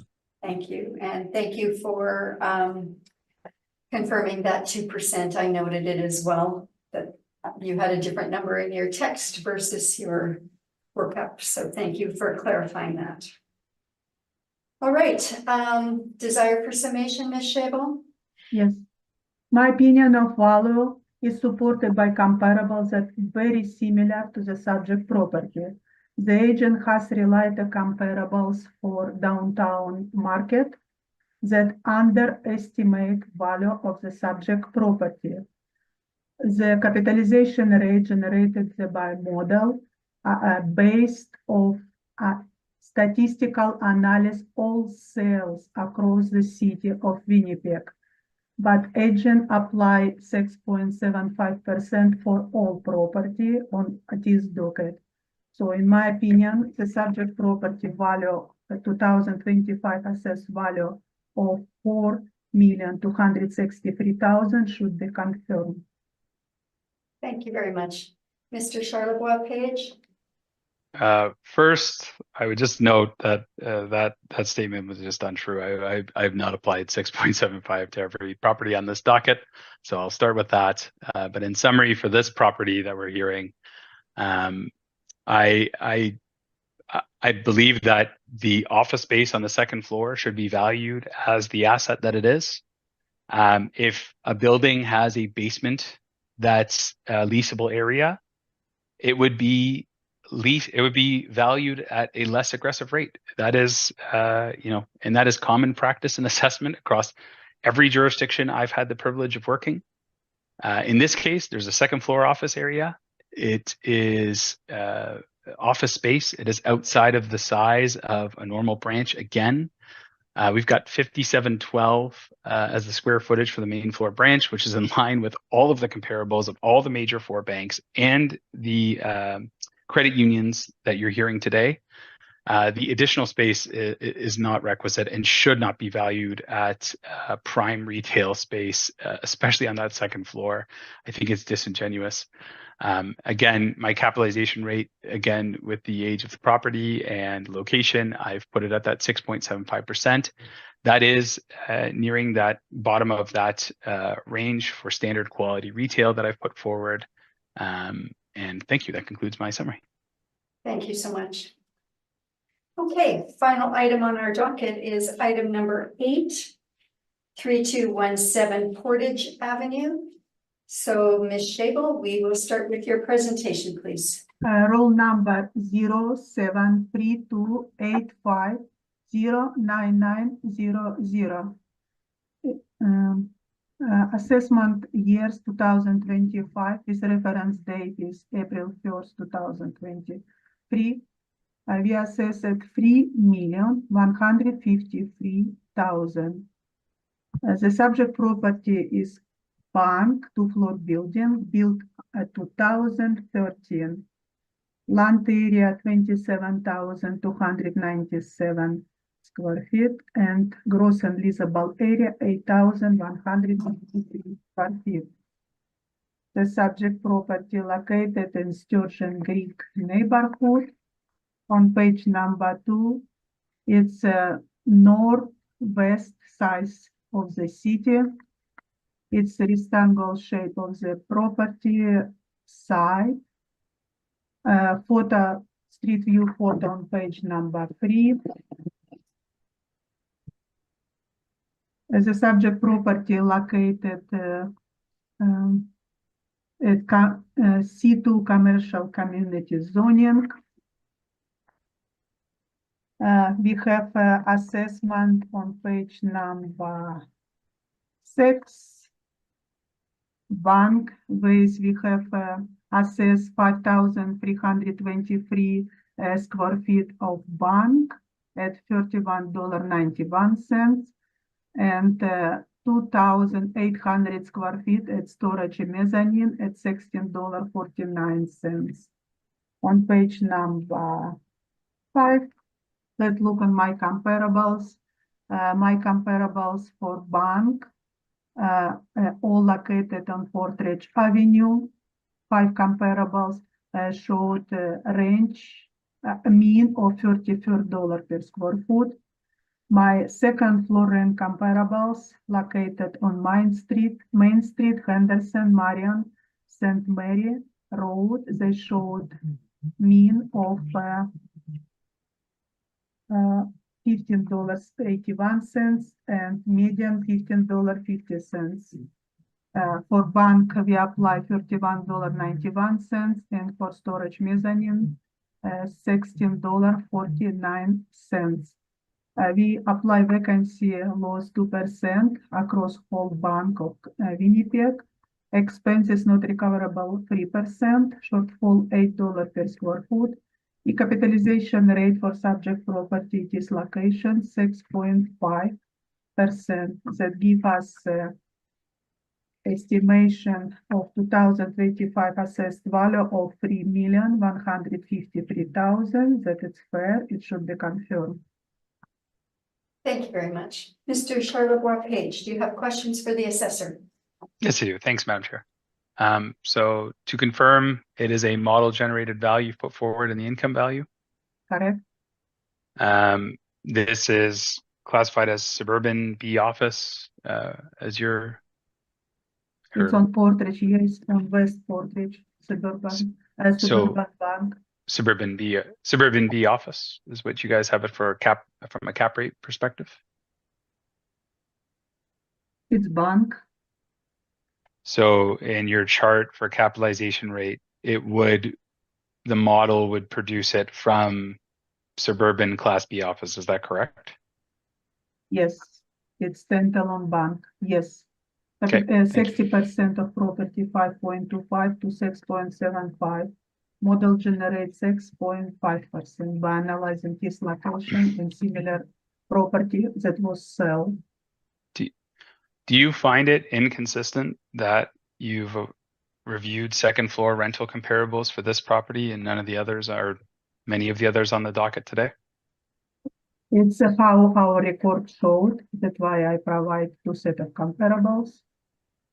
Okay, so if the assessment database doesn't indicate that there's second floor office space, traditionally your review would not include that. Is that a fair statement? We can estimate the overall rent. Okay. Second. That's not what I asked, but 986 divided by 300. Like to rephrase the It's question? Mr. Charlotte? overall rate, $26.61. I'm just curious what the context is that Ms. Scheibel will review and classify second floor office space as a different asset requiring a review of office rents, when in many of the cases today, the case has been made that there shouldn't be.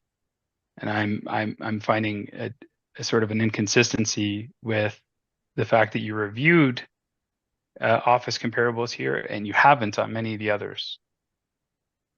Could you confirm what the context would be that would, I guess? This is how this property set up in our system. I just support this number. Okay, so then just to confirm, if in the past an office area hasn't been picked up or a mezzanine area hasn't been picked up by your office, that area would not be reviewed at the time of report drafting. It would give average rate of $27 per square foot. Okay, moving on. So again, these comparables you provided are in the immediate vicinity. Several of them are old there from comparable 2 and 3.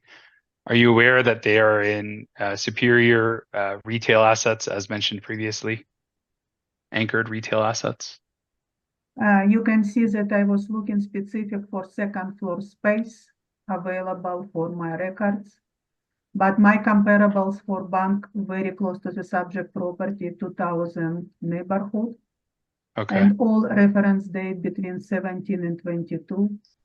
So and it shows $33 per square foot. It's fair, our assessment. Comparable 1, when I Googled comparable 1 for 1877 Portage, a Tim Hortons came up. Do you know if the bank is still there or if that's a Tim Hortons restaurant? Do you know what? Rent, we still have rent from 2022 to 2027. But do you know if the current tenant is a Tim Hortons restaurant or what bank is in there? Let's look on my comparables. Okay. It should be photo.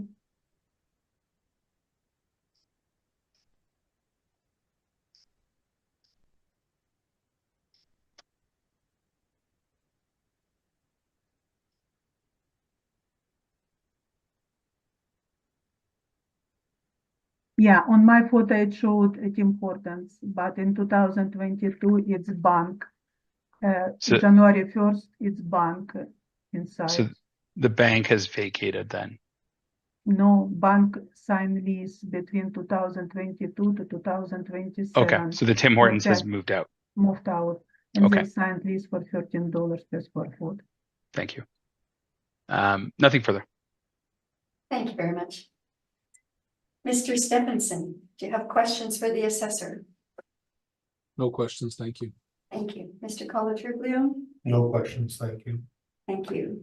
I have no questions either. So Mr. Charlebois-Page, on to you, please. Thank you, Madam Chair. Subject property is an owner-occupied bank built in 2013, has a site area of 27,297 square feet. It's a single-tenanted bank with a leasable area of 5,353 square feet. There is a mezzanine of 2,800 square feet. The assessment value is $3,153,000 in the commercial class. I've set aside the other two approaches to value and we'll focus in on my income approach. That begins on page 12. I've surveyed the market comparables again for major 4 banks across the city. There's 20 there. In this case, I've used the middle of the range, 3175. On the next page, I've surveyed office rents of mixed main and upper floor spaces in the city center of Winnipeg. That derived a rent of $15.25 per square foot. And I've applied that to the mezzanine space For vacancy allowance, shortfall, and non-recoverable, I've used 2%, $8 per square foot, and 3% respectively, which is in line with the assessor's model. In this case, I have reviewed both Class B office and the retail capitalization rate reports I have attached in supplement. Those range between 7.25 to 7.75 a square, or sorry, percent, and 7% to 7.5% for the various assets. In this case, I've chosen to apply a 7, given those various factors and the sales reviewed. So again, my reconciliation of value there is on page 15. It is 2,869,000 rounded downward. That concludes my presentation. Thank you very much. Ms. Shable, do you have questions for the applicant? Yes, open page 12 of agent brief. Subject property located 3270 Portridge Avenue. You have comparable number 2, very close to the subject property. 3260 Portridge Avenue, rent for $35 per square foot. And you have comparable number 6, 3369 Portridge Avenue, rent for $33 per square foot. Why you didn't apply this rent? Because it's your market evidence, how much this space rent I think for. it's disingenuous to review the data set available and provide your rate on a single comparable. So for me, I reviewed the citywide analysis. I feel like the subject property is in the middle of that range.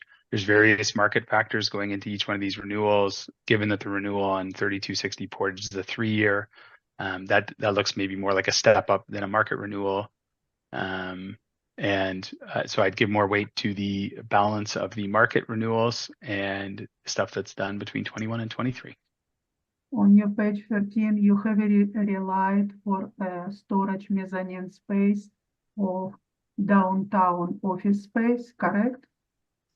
Yep, I've relied on So bank comparables. So yeah, it will be it can be give you low in your assessment, correct?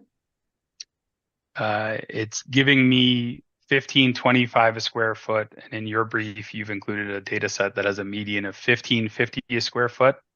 I would suggest that those analysis deriving two very similar numbers is indicating that the lower end office space is not dissimilar based on vicinity. You apply 7% capitalization rate for building built in 2013, correct? Why you increase capitalization rate? What reason for it? So building age, again, we've done this on a various number of properties today.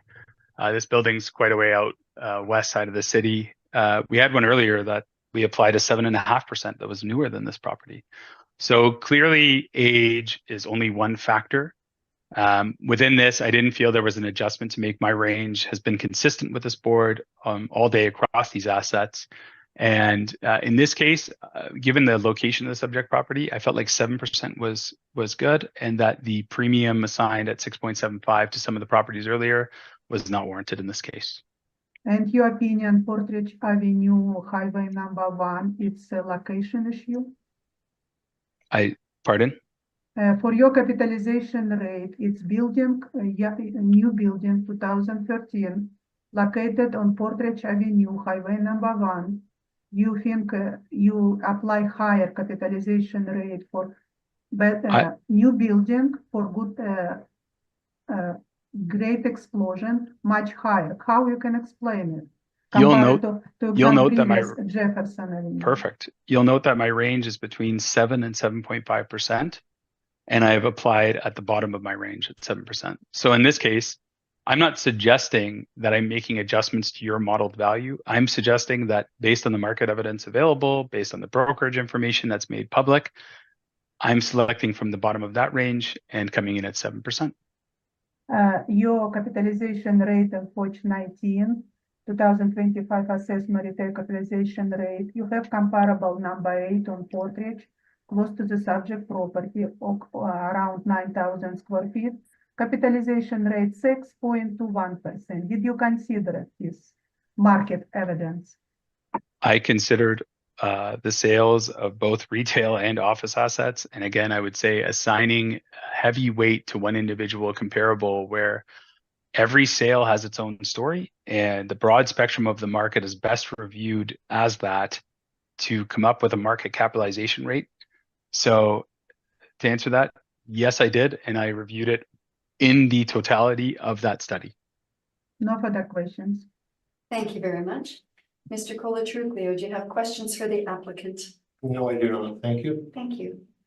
Mr. Stephenson? No questions, thank you. Thank you. And I have no questions. Ms. Shable, do you desire summation on this item? No, thank you. Mr. Charlebois Page, do you desire summation? Yes, please. Again, it's my opinion that today we've heard just inconsistencies from where office should be valued in mixed use assets. And it seems to be traditionally wherever the assessment authority has caught it in the past, it's been updated and included in their brief as evidence. And specifically for this property, I was at 1525 a square foot. The assessor had completed analysis that came in at 1550 a square foot.